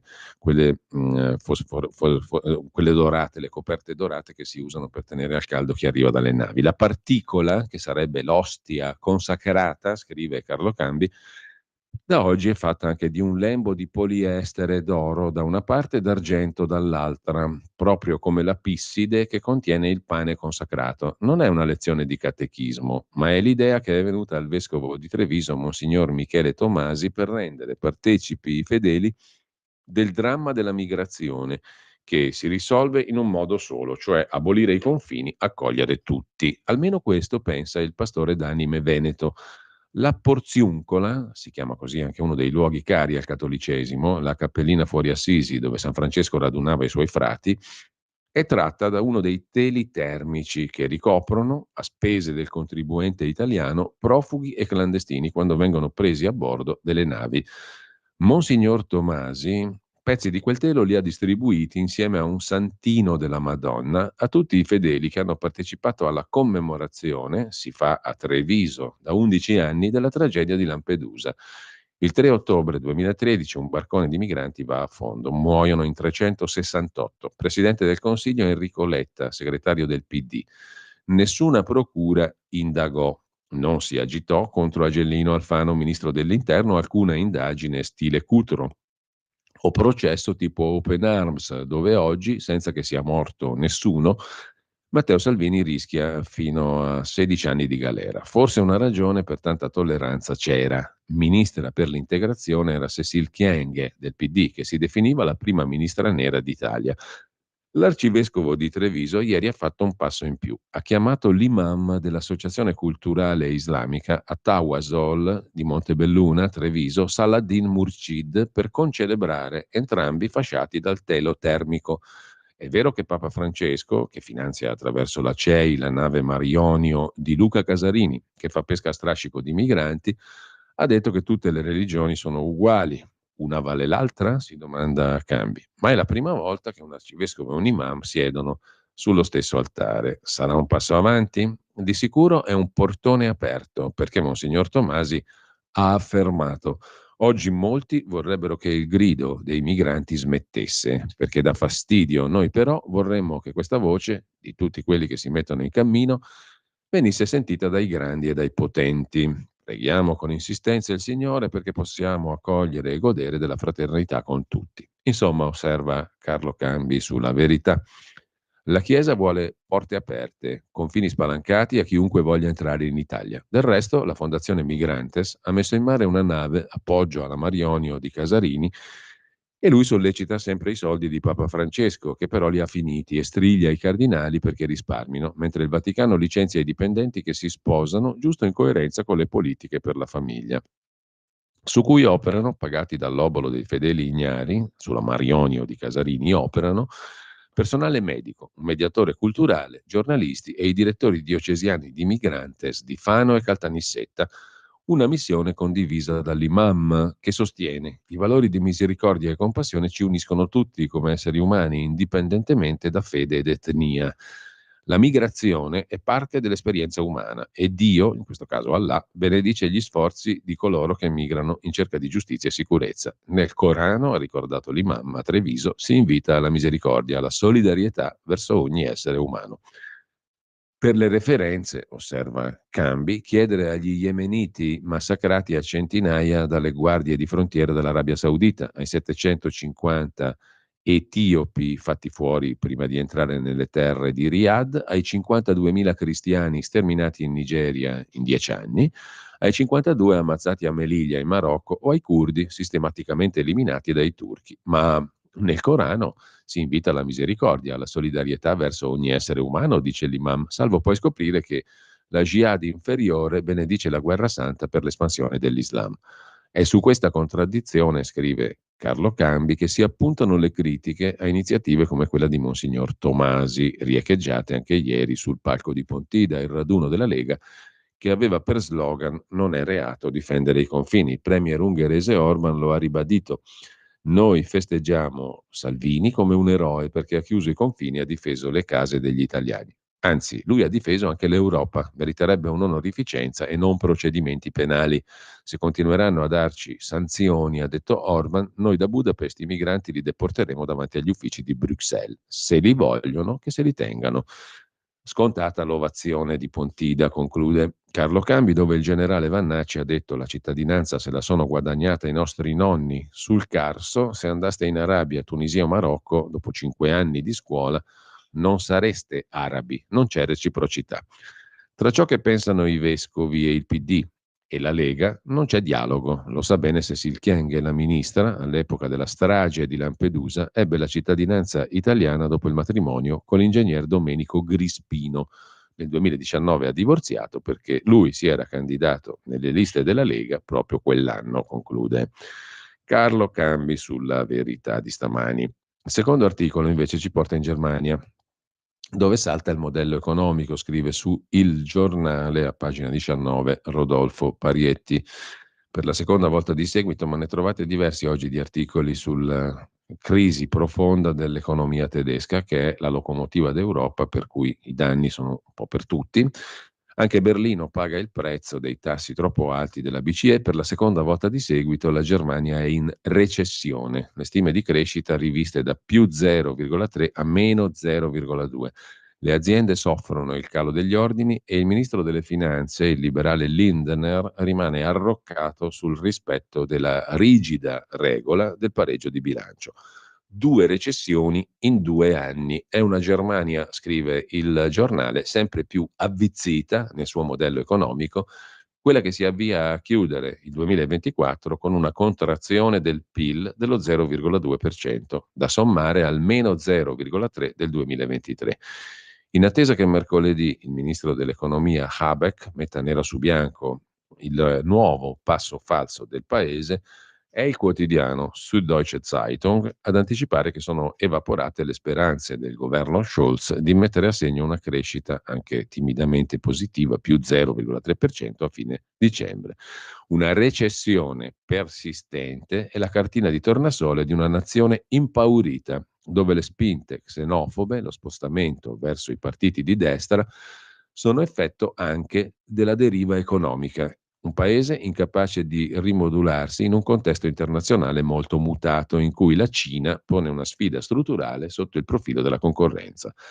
La Germania finora non ha messo in atto alcun provvedimento per ridare respiro al paese. Le aziende boccheggiano, i nuovi ordini si sono schiantati a settembre a livello nazionale e internazionale e le esportazioni hanno segnato il calo più marcato da 11 mesi a questa parte. Il ministro delle Finanze Lindner rimane su una posizione, quella che prevede il rispetto della regola del bilancio immacolato, senza perdite. Insomma, un bel problema la Germania in recessione economica, scrive il giornale, ma ripeto, trovate molti altri articoli di questo genere. Intanto vi segnalo, ultimo articolo della terna di oggi per radiolibertà.net, l'apertura sul Foglio, in prima pagina, l'apertura, articolo principale di Andrea Minuz, che ci riporta al 7 di ottobre di un anno fa, l'anno santo dell'antisemitismo, quello che è passato fra il 7 di ottobre di un anno fa e oggi. Manifestazioni, marce, sit-in, euforia per quella che viene chiamata l'eroica resistenza palestinese. A un anno dal 7 ottobre l'odio per Israele e gli ebrei è diventato pop di tendenza. Cronache dalle piazze del mondo. Inizia così l'articolo di Andrea Minuz sul Foglio, il volantino che chiama a raccolta i newyorkesi per questo 7 ottobre sa già di festa. No work, no school, all out for Gaza. Sit-in in tutta Manhattan, a Times Square, City Hall, Columbus Circle. Bisogna inondare la città di New York con una marea euforica per questa giornata attesa con trepidazione come un Super Bowl dell'intifada che strizza l'occhio al nome dell'operazione di Hamas. Alluvione Al-Aqsa. C'è anche un articolo di Giulio Meotti, a dire il vero, in prima pagina sulla questione islamica in senso più allargato, la barbarie islamista, secondo Cialgumi, Hassan Cialgumi, da 18 anni sotto scorta. Non possono perdonargli di essere stato Charlie, ovvero l'imam amico degli ebrei e di Israele, e di aver chiesto perdono alla famiglia di Samuel Paty, il professore decapitato 4 anni fa in Francia. Cialgumi è uno dei pochi religiosi islamici in tutto l'Occidente a essere condannato a morte dai fondamentalisti islamici a causa della sua difesa del popolo ebraico, scrive Giulio Meotti. Per quanto riguarda invece l'argomento di apertura del Foglio, il lungo articolo, come tutti i lunedì, copre 3 pagine, le prime 3, quello di Andrea Minuz. Il grande successo di Hamas siamo noi Occidente, la confusione culturale dell'Occidente, la complicità, l'antisemitismo, la palestinizzazione delle nostre piazze, un obiettivo pianificato, cercato, centrato, uno stereotipo rovesciato. In nessun campo come il Medio Oriente e il conflitto arabo-israeliano, scrive ancora Minuz, esiste una così grande sproporzione tra eccitazione e ignoranza, tra sbrodolata di slogan e conoscenza minima di storia e geografia. Dopo le prime settimane La manifestazione per la Palestina era già un rito. Il più classico antisemitismo si è trasformato in qualcosa di nuovo. Non sembra più così riprovevole, è diventato pop, di tendenza, glamour.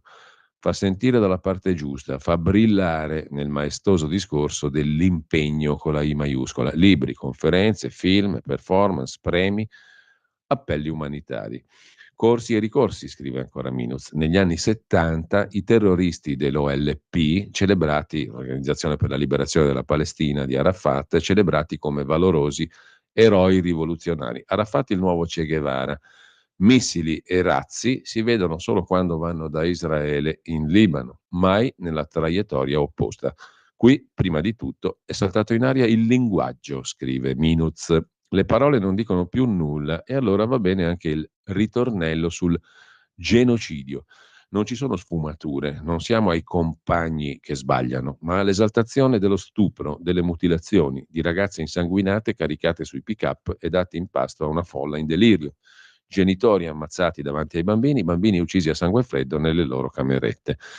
Nel grande romanzo illiberale, scrive ancora Andrea Minuz, in cui sguazza dal liceo al dottorato lo studente collettivo occidentale, la storia si srotola tra oppressori e oppressi.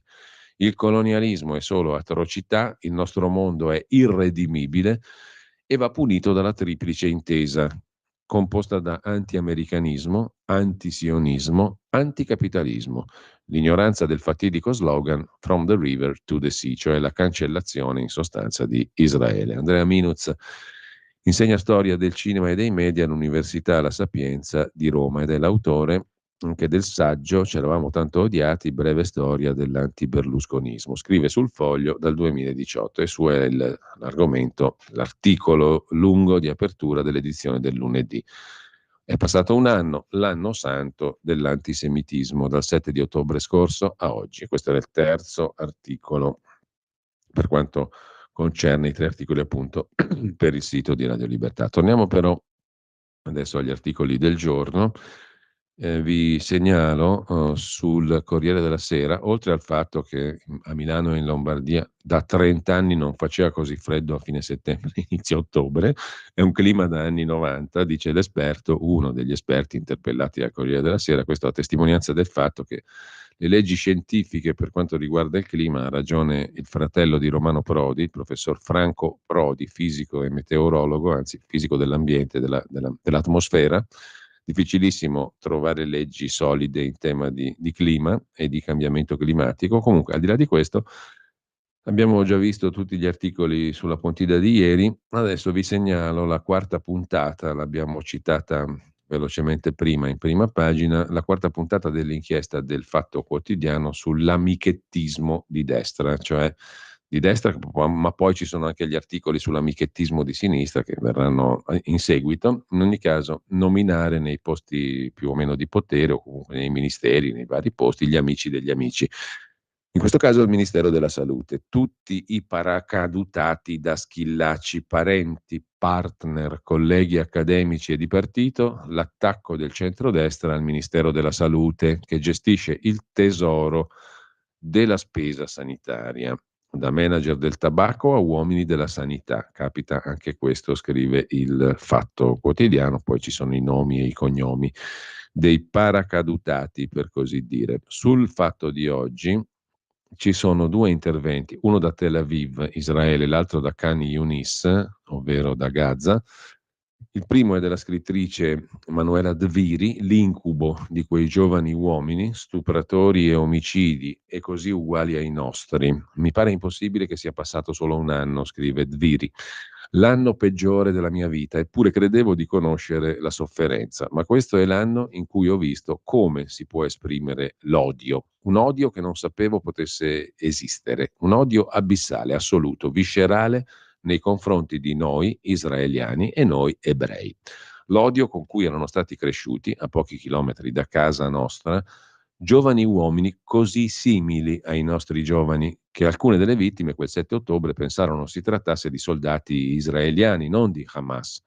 Quei giovani uomini di Gaza, così somiglianti ai nostri, hanno stuprato, hanno ucciso uomini e donne e bambini.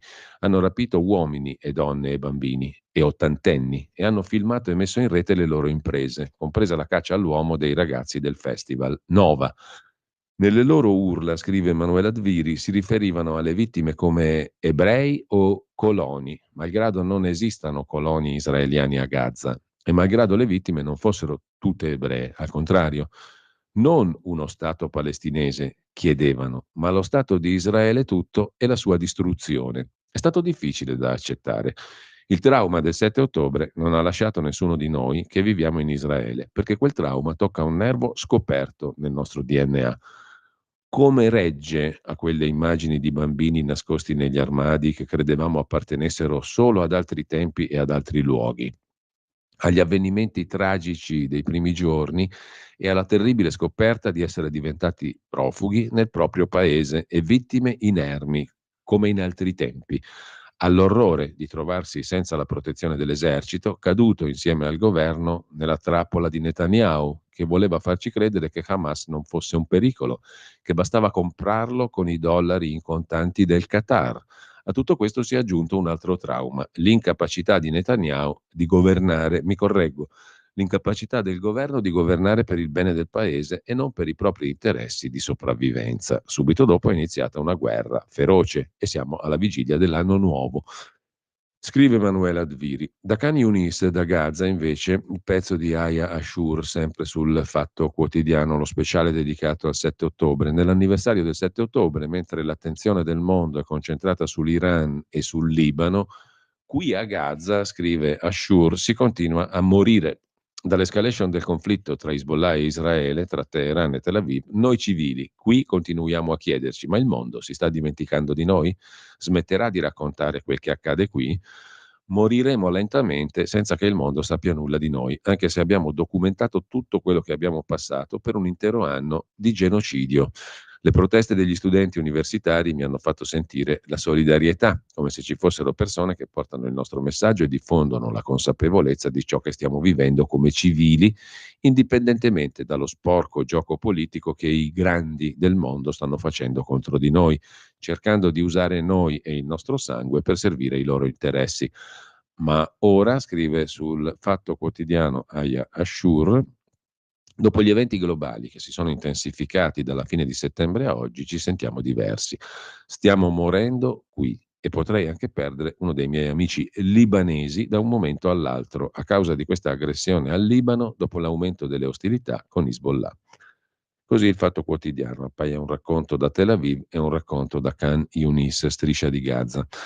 Mentre sul Fatto, cambiando completamente argomento, Gianni Barbacetto nel dorso economico del lunedì si occupa di sanità e affari. Il San Donato, il colosso che controlla il San Raffaele, sbarca in Svizzera con Comunione e Liberazione. Ha aperto una società a Lugano, sede della finanziaria del suo vicepresidente, già avviata l'attività universitaria in Svizzera con polemiche. Alla guida c'è Ghirbi, finanziere amico della vedova Rotelli, l'accordo per un nuovo master in psicologia grazie agli accademici in quota Comunione e Liberazione dell'Università Elvetica. Comunione e Liberazione da tempo ha radici solide in Svizzera. Ora il radicamento del gruppo ecclesiale cattolico in Canton Ticino sta avvenendo grazie a due santi, San Raffaele e San Donato, intesi come azienda ospedaliera della sanità privata. Il gruppo San Donato è il più grande gruppo italiano di sanità privata, 19 ospedali e cliniche, 5.000 posti letto, 4.300.000 pazienti curati ogni anno, 16.000 addetti, fatturato oltre 1,5 miliardi.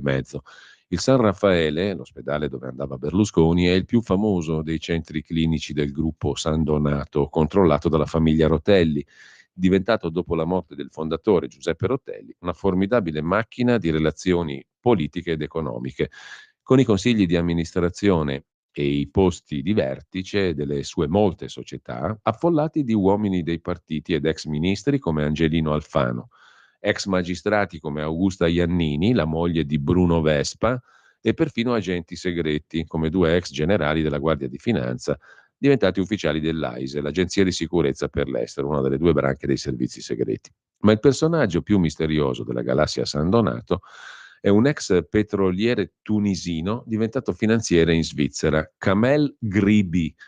amico della vedova del fondatore Gilda Gastaldi, diventato vicepresidente del gruppo, nonché global advisor della famiglia di cui cura gli investimenti.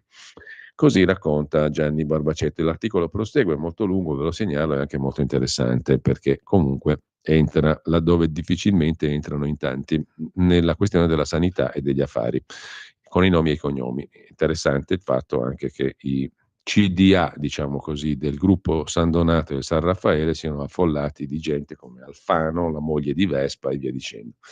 C'era anche Maroni a suo tempo. Intanto lasciamo il quotidiano Il Fatto per andare a dare un'occhiata ancora tra gli articoli di oggi al Giornale, laddove vi segnalavo il ricordo del 7 ottobre 2023 da parte di Fiamma Nierenstein. Per gentile concessione dell'editore, il Giornale pubblica uno stralcio del nuovo libro di Fiamma Nierenstein intitolato La guerra antisemita contro l'Occidente, edito da Giubilei Regnani, in uscita in questi giorni. Nel libro l'autrice spiega perché la battaglia di Israele per la propria sicurezza riguardi tutti e smaschera il ruolo dell'Iran come testa della piovra e delle organizzazioni internazionali, prima fra tutte l'ONU, che si stanno rivelando vere e proprie agenzie al lavoro per la distruzione di Israele. Conflitto, un anno di conflitto, il 7 ottobre è una data, scrive Nierenstein, che segnerà il popolo ebraico. Ma non solo il popolo ebraico, perché salvare Israele significa lottare per la libertà dell'Occidente, scrive Fiamma Nierenstein. Sul Giornale, dopo il pezzo di Fiamma Nierenstein, vi segnalo anche l'articolo di Gian Michalessin, sempre in tema di un anno di conflitto, dal 7 ottobre 23, a Gaza, in Libano e in Iran, la rivincita di Israele lava l'onta del 7 ottobre 23.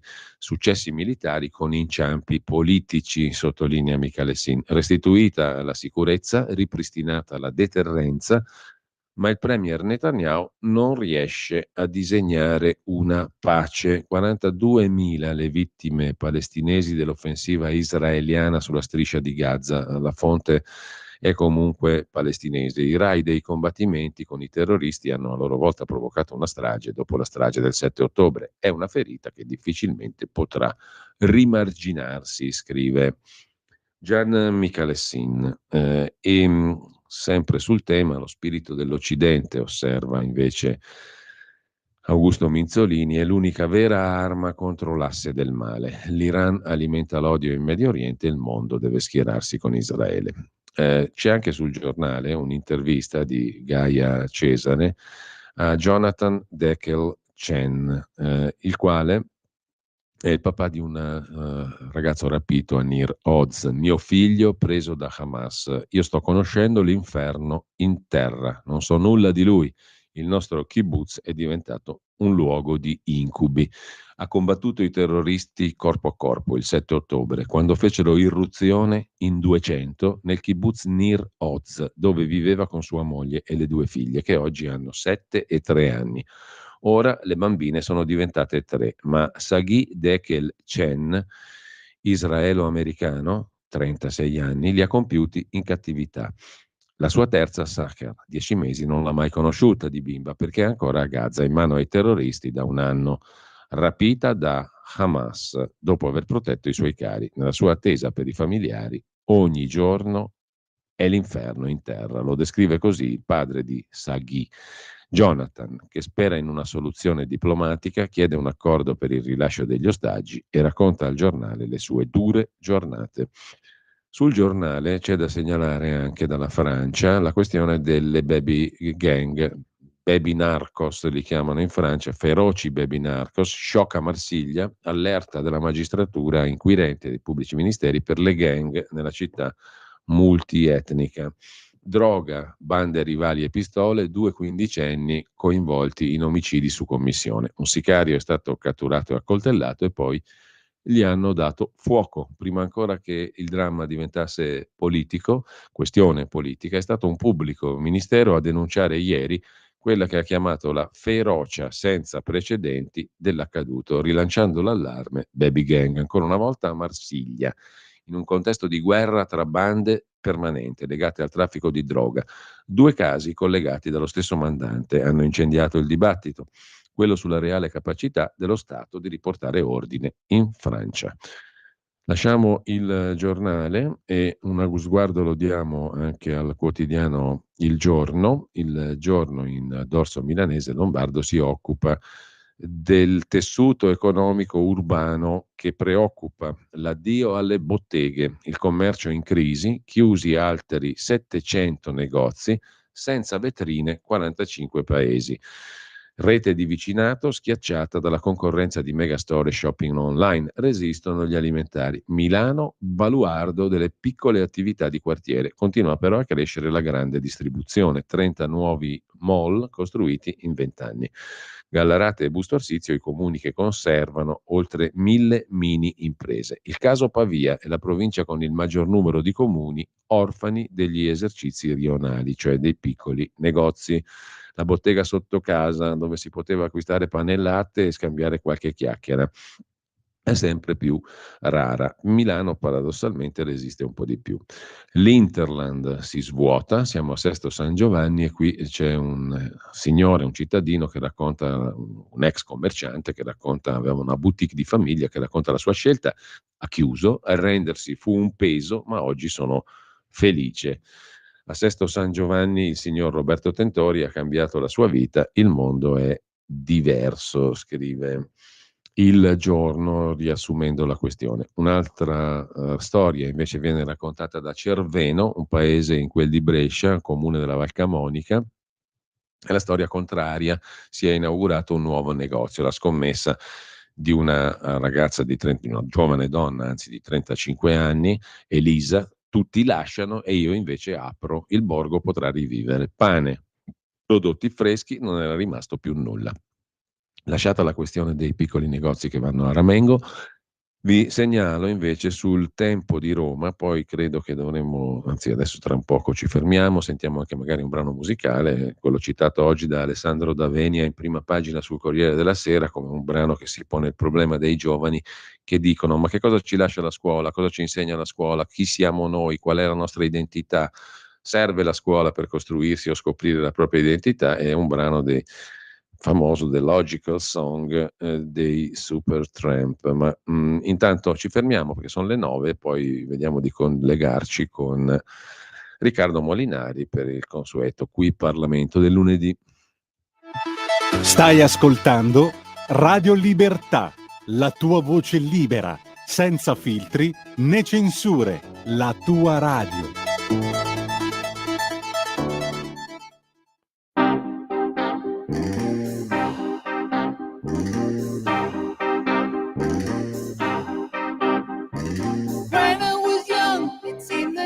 So wonderful, a miracle. Oh, it was beautiful, magical.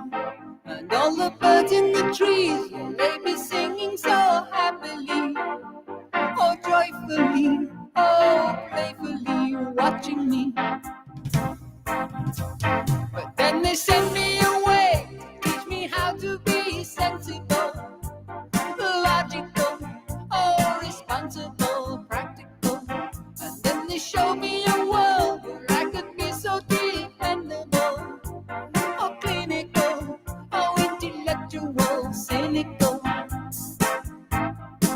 There are times when all the world is still, the questions run too deep for such a simple mind. Won't you please tell me what's wrong? I know it sounds absurd. Please tell me who I am.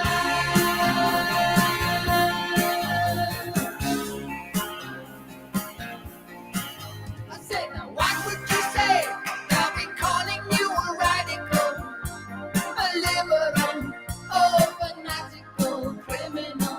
Oh, won't you sign up your name? We'd like to be your acceptable, respectable, oh presentable, a vegetable.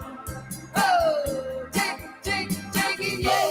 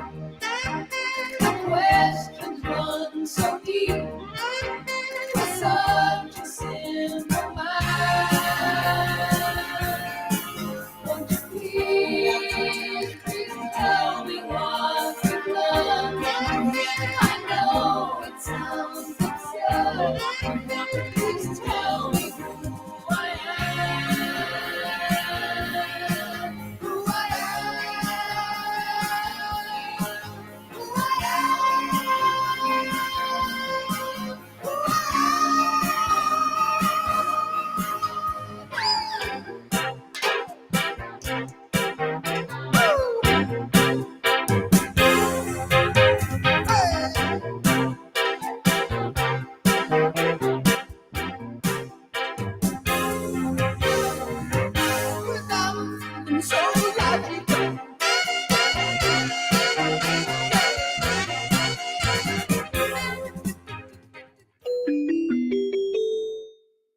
Parlamento. E come dicevo prima della pausa musicale, do il benvenuto e il buongiorno a Riccardo Molinari, capogruppo della Lega alla Camera e segretario della Lega in Piemonte. Ci siamo intravisti anche ieri a Pontida. Buongiorno Riccardo, innanzitutto grazie. Buongiorno, grazie a te, un saluto a tutti. Allora, a proposito di Pontida, non so se avrai già letto tutti i quotidiani di stamani, la faccio corta. Molti mettono l'accento quando guardano con favore, diciamo, e con empatia politica a Pontida sulla questione dell'alleanza internazionale europea, no? C'erano molti leader di partiti europei. Altri invece, quando guardano con occhio critico, mettono il nero al posto del verde. La faccio sintetica, diciamo così. Al di là, diciamo, delle semplificazioni da una parte o dall'altra, noi che su quel prato c'eravamo, un po' lo conosciamo ormai dopo tanti anni, cosa possiamo dire? Anzi, cosa puoi dire? Faccio la domanda direttamente a te. Che Pontida è stata nella tua ottica, nella tua esperienza di leghista? Io sì, la rassegna stampa di stamattina ho iniziato a leggiucchiare qualcosa, anche perché è molto corposa evidentemente, visto che tutti ne parlano di Pontida, e condivido la tua analisi. Diciamo che giornali amici puntano sulla forza dell'alleanza di centrodestra, insomma, sì, a livello europeo. I nemici lo descrivono come un raduno fascista, oppure parlano di un Salvini oscurato da Vannacci, ecco.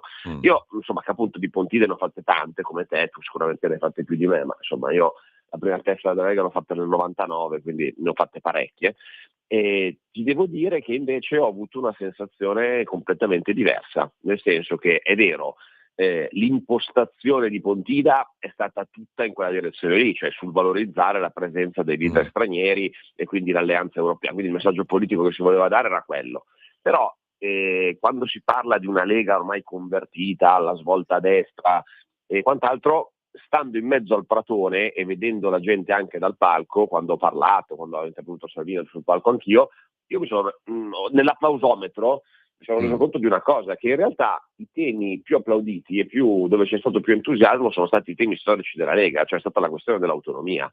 Io ho sentito i boati dal pratone quando si rivendicavano i risultati che abbiamo ottenuto su quell'argomento lì, sulla storia della Lega. Non li ho sentiti diciamo quando si parlava appunto di ipotetiche svolte a destra o altro, quindi penso che sia una Pontida dove si certifica che la base del partito che è rimasta, nel senso quelli che comunque c'erano ieri, che sono diciamo irriducibili, no? Perché il partito non è che sta vivendo un momento diciamo dei migliori, quindi chi c'era ieri erano quelli che ci credono, insomma quelli della struttura più radicata. Mi sembra che continuino ad avere tra i loro principali interessi, i loro valori di riferimento, quelli storici della Lega.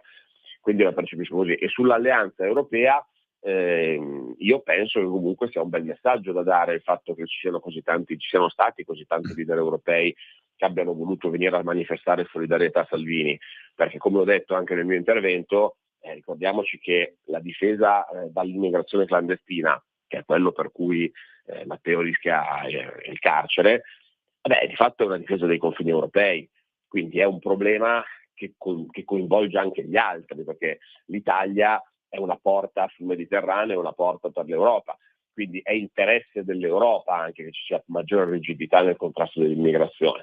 Quindi penso che questo sia un messaggio positivo, perché travalica i nostri confini, diciamo, una certa rigidità politica su questi argomenti, perché c'è un'Europa che non vuole rassegnarsi a un'invasione di immigrati e all'islamizzazione. Quindi insomma anche giusto puntare su questo aspetto, perché è certamente un aspetto importante.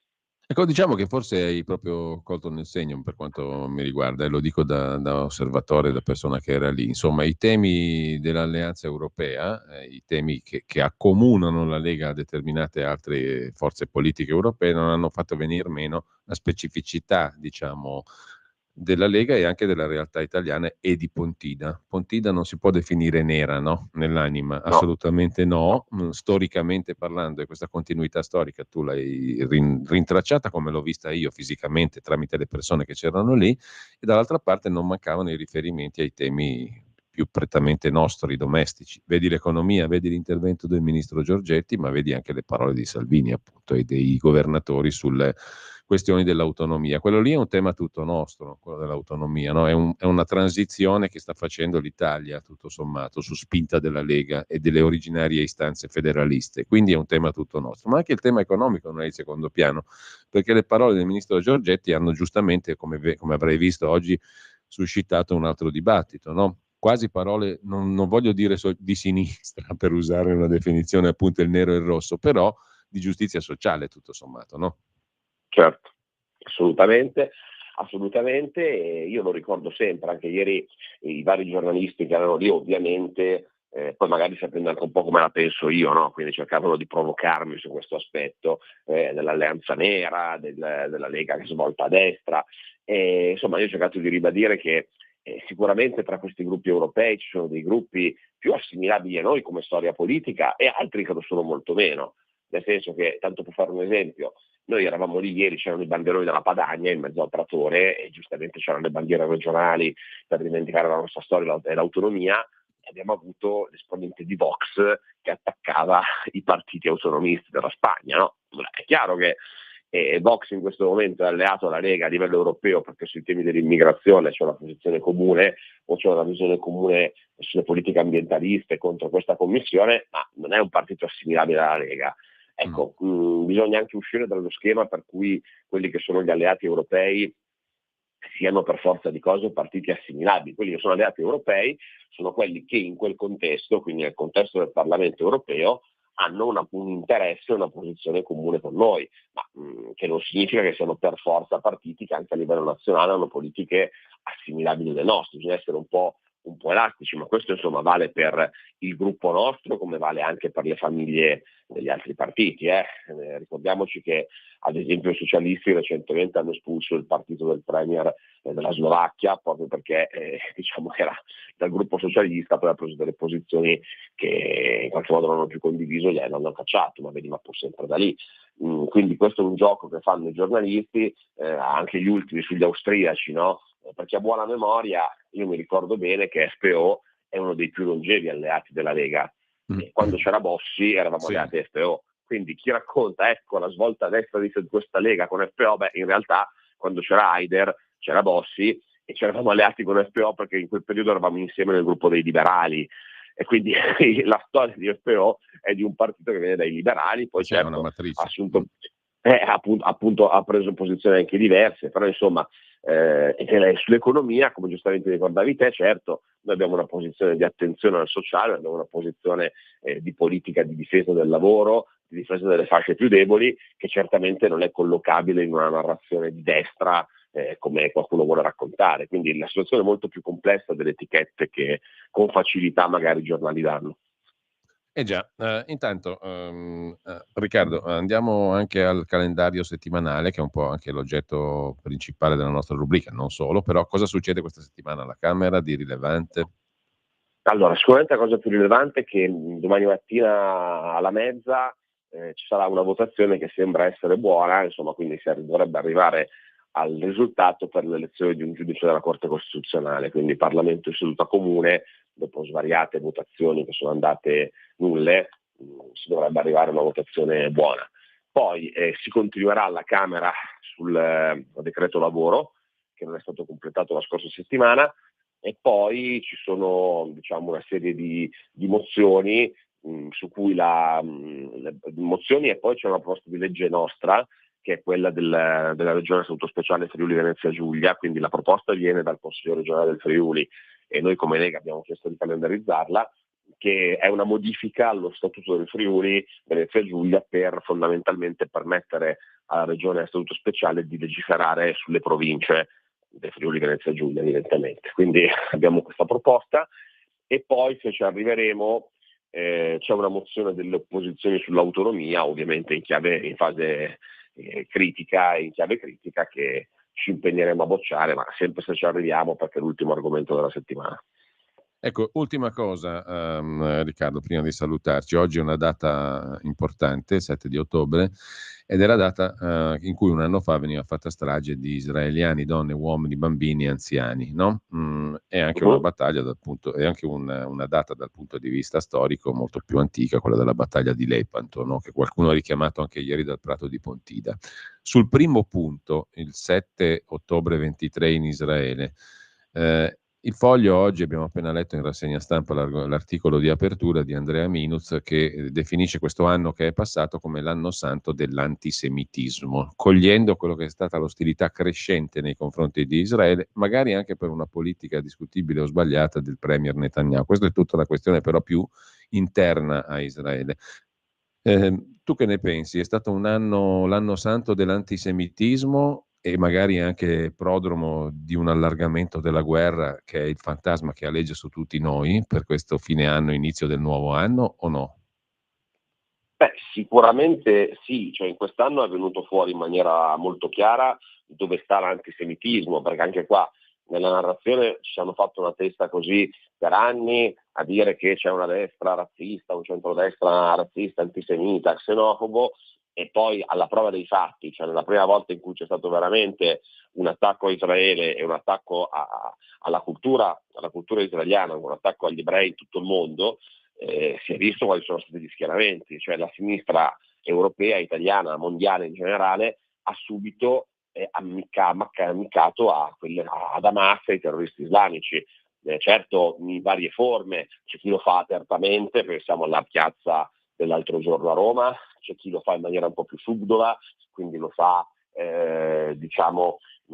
mettendo in discussione il diritto di Israele a difendersi o facendo passare Israele, che è stata attaccata, come lo Stato che adesso addirittura viene accusato di genocidio nei confronti dei palestinesi. Insomma, si fa in vari modi, lo si fa, però la prova del 9, quando c'è stato un attacco a Israele, chi senza se senza ma ha difeso Israele è stata la Lega ed è stato il centrodestra, quindi questo ha fatto cadere un po' una maschera su un argomento che la sinistra ha sempre usato contro il centrodestra, ma in realtà la sinistra, che giustamente ha sempre parlato di tenere alta l'attenzione nei confronti dell'antisemitismo nelle posizioni discriminatorie, si trova ad avere un problema in casa propria, perché è chiaro, sappiamo tutti che c'è un centro-sinistra certamente che non la pensa così, ma è stata drastica anche la spaccatura in Parlamento su questi argomenti in casa PD. Quindi è un problema che c'è nella sinistra, probabilmente perché hanno gruppi radicali che storicamente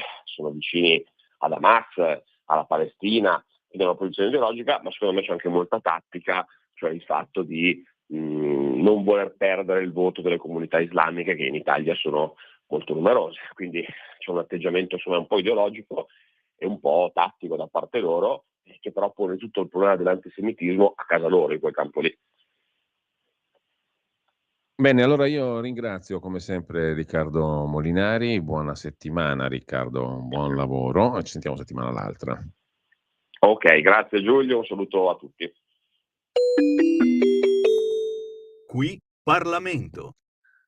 Noi torniamo adesso per i pochi minuti che ci separano dalle 9:30 con Liberamente poi di Giovanni Sallusti a seguire l'anticipo della rubrica Te la rido io l'America sugli Stati Uniti e poi le repliche della giornata di ieri da Pontida a partire dalle 10.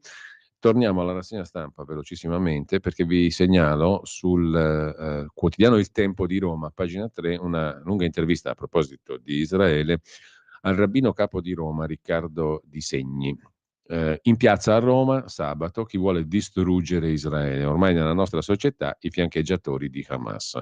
La propaganda fa sì che non ci si vergogni più dell'antisemitismo, dice il rabbino capo di Roma Di Segni. 7 ottobre, oggi, al Tempio Maggiore di Roma, cerimonia di commemorazione a un anno dalla strage compiuta da Hamas. Un anno in cui l'odio anti-ebraico è riaffiorato con tutta la sua forza nelle nostre società occidentali, Italia compresa. E da qui parte la conversazione con il rabbino capo di Roma, Riccardo Di Segni, all'indomani della manifestazione pro-Palestina che si è trasformata anche in guerriglia urbana contro le forze dell'ordine a Roma. Dal Tempo torniamo brevemente anche a Repubblica, qui vi segnalo, oltre a 4 pagine dedicate a Pontida, di cui abbiamo parlato prima, un reportage che ci porta ad Aliquippa, in Pennsylvania, a proposito di Stati Uniti e di Te la rido io l'America. Marco Contini ci racconta del deserto industriale di questa regione che rischia di regalare la Pennsylvania a Donald Trump. Aliquippa era una cittadina fiorente, cresciuta attorno alla sua fonderia, più operai di così non si può. Poi la fabbrica ha chiuso e coi posti di lavoro è sparita la speranza. La banda musicale annuncia l'ingresso in campo dei Quips, la squadra di football del liceo locale, venerdì sera, sfida con i parietà di West Allegheny. Festa grande, 2000 persone sugli spalti almeno, compagni di scuola, genitori, nonni, zii, fratelli, sorelle, arrivati per celebrare la meglio gioventù di questa cittadina sulle sponde del fiume Ohio, una ventina di miglia a ovest di Pittsburgh, dove i Quips sono l'orgoglio della città, l'unico. Una volta c'era molto altro di cui andare fieri. Fino al 1984, quando dal giorno alla notte la LTV, nuova proprietaria della storica fonderia Jones & Loglins, licenziò 8.000 persone. L'intera forza lavoro di un impianto entrato in funzione nel 1906, che per 80 anni era stato il motore di tutta la comunità locale. Negli anni 60, all'apice del boom della siderurgia, Aliquippa aveva più di 27.000 abitanti, oggi ne ha meno di 9.000, il 70% in meno. Arrivando da Pittsburgh, che dell'acciaio era la capitale mondiale e si è ripresa dalla crisi reinventandosi come distretto biomedico grazie a un'università di eccellenza, si attraversa una zona suburbana, centri commerciali ben forniti, belle case costellate di cartelli che inneggiano a Donald Trump. 3-1 rispetto all'avversaria, statistica fatta a spanne, racconta l'inviato di Repubblica. È il cuore della contea di Beaver, una delle spine nel fianco di Kamala Harris. Questo una volta era uno dei mattoni del Blue Wall, il muro blu dei democratici. Zona industriale, discreto benessere diffuso, salari che garantivano la possibilità di comprare un'auto e una casetta e mandare i figli all'università.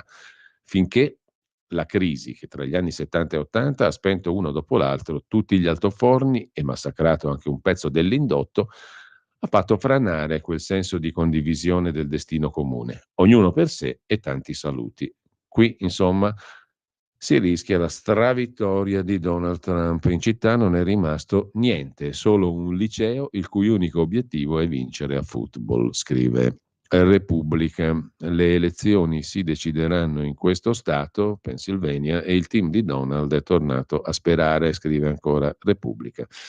Per quanto concerne invece la politica interna, Fratelli d'Italia, i veleni che rischiano di finire in procura per la questione della fuga di notizie dalla chat del partito, il ministro Crosetto minaccia un esposto, la ministra del turismo apre un caso, Santanchè, resto anche col processo. Per Meloni esplode la grana Santanchè. I filoni del caso Visibilia, la truffa all'INPS, cassa integrazione incassata nonostante i dipendenti lavorassero, seconda richiesta di processo per l'ipotesi di falso in bilancio. Il 3 ottobre si è svolta l'udienza per il rinvio a giudizio sul falso in bilancio, l'11 ottobre è prevista l'udienza preliminare per la presunta truffa all'INPS. Resto anche con il processo, dice la ministra del turismo. Sulla Stampa la questione. Sulla Stampa c'è anche una lunga intervista all'ex compagna di Silvio Berlusconi, che è molto presente adesso sui media vari, TV e non solo, Francesca Pascale, con Lega e Fratelli d'Italia. Non siamo anime affini, Forza Italia riscopra i suoi veri valori, dicono che sono di sinistra, ma non è vero, vorrei impegnarmi in Forza Italia. Perché i partiti di destra non parlano mai di clima, diritti LGBTQIA+, fine vita o carceri? Sono convinta, dice la signora Pascale, che dovrà arrivare presto una rivoluzione sana in Forza Italia. Berlusconi al governo non avrebbe mai permesso la brutalità di Salvini, dice con un certo azzardo e come la signora Pascale, che adesso è in cerca d'autore, diciamo così, politicamente parlando. Mentre sulla Stampa di Torino c'è anche un'inchiesta di Andrea Palladino sulla rete delle cooperative nere. i legami tra l'ex NAR Ciavardini e Fabio Tagliaferri, amministratore delegato di ALES, che è la società a braccio operativo del Ministero della Cultura. Gli affari scomodi della destra a Frosinone, dalla manutenzione della viabilità al supporto per attività elettorali, sono tante le tracce dell'ex esponente dei NAR, l'ex terrorista Ciavardini, nel mondo romano di Fratelli d'Italia, condannato per essere l'esecutore materiale della strage di Bologna 2 agosto 80. A Frosinone la sua COP ha ottenuto appalti per 3 milioni di euro. Le verifiche sulla gestione delle società hanno portato alla loro liquidazione. Su Frosinone si incentra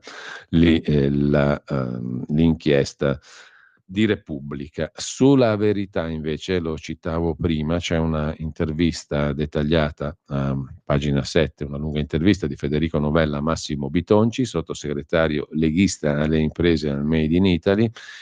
Si parla di manovra, contributo di solidarietà soltanto dalle grandi aziende e nessun aumento di tasse per cittadini e piccole imprese. I comuni dovrebbero vendere le partecipazioni nelle società quotate. Forza Italia, osserva Bitonci, fa rumore per ravvivare i sondaggi, ma non si smarcherà dal governo e in Europa nasceranno maggioranze alternative al green, all'ideologia green. Avevamo già citato l'intervista di Camilla Conti, sempre sulla Verità, a Luigi Roth, che è al vertice della Pedemontana, gratuitamente, ricorda lui, senza stipendio. Dalla Pedemontana passerà la crescita di tutto il paese, prevede Roth, un nome storico, anche stato manager della Fiera di Milano, bocconiano, ha guidato l'Ansaldo Trasporti, la Breda Costruzioni, ha fatto il dirigente in Finmeccanica, già vicepresidente di Cassa Depositi e Prestiti, presidente di Terna, la rete elettrica, presidente della Fondazione Fiera di Milano e della Banca Popolare di Roma. Ebbene, accanto alle tratte già esistenti, prevede Roth, aprono più imprese e ne chiudono di meno. Entro fine 27 concluderemo i lavori sulla Pedemontana. Ad opporsi soltanto una minoranza numerosa. Chiedo scusa, non numerosa, rumorosa, ma non numerosa. Da Vimercate a Lentate, la Pedemontana Lombarda, sul Seveso, basteranno 10 minuti. Oggi ne servono 50, non ci saranno caselli e le tariffe sono allineate a quelle delle altre autostrade, così il presidente di Pedemontana Lombarda. Con questa segnalazione noi chiudiamo la rassegna stampa, buona prosecuzione di ascolto a tutti, buona mattinata, buona settimana. Avete ascoltato la rassegna stampa.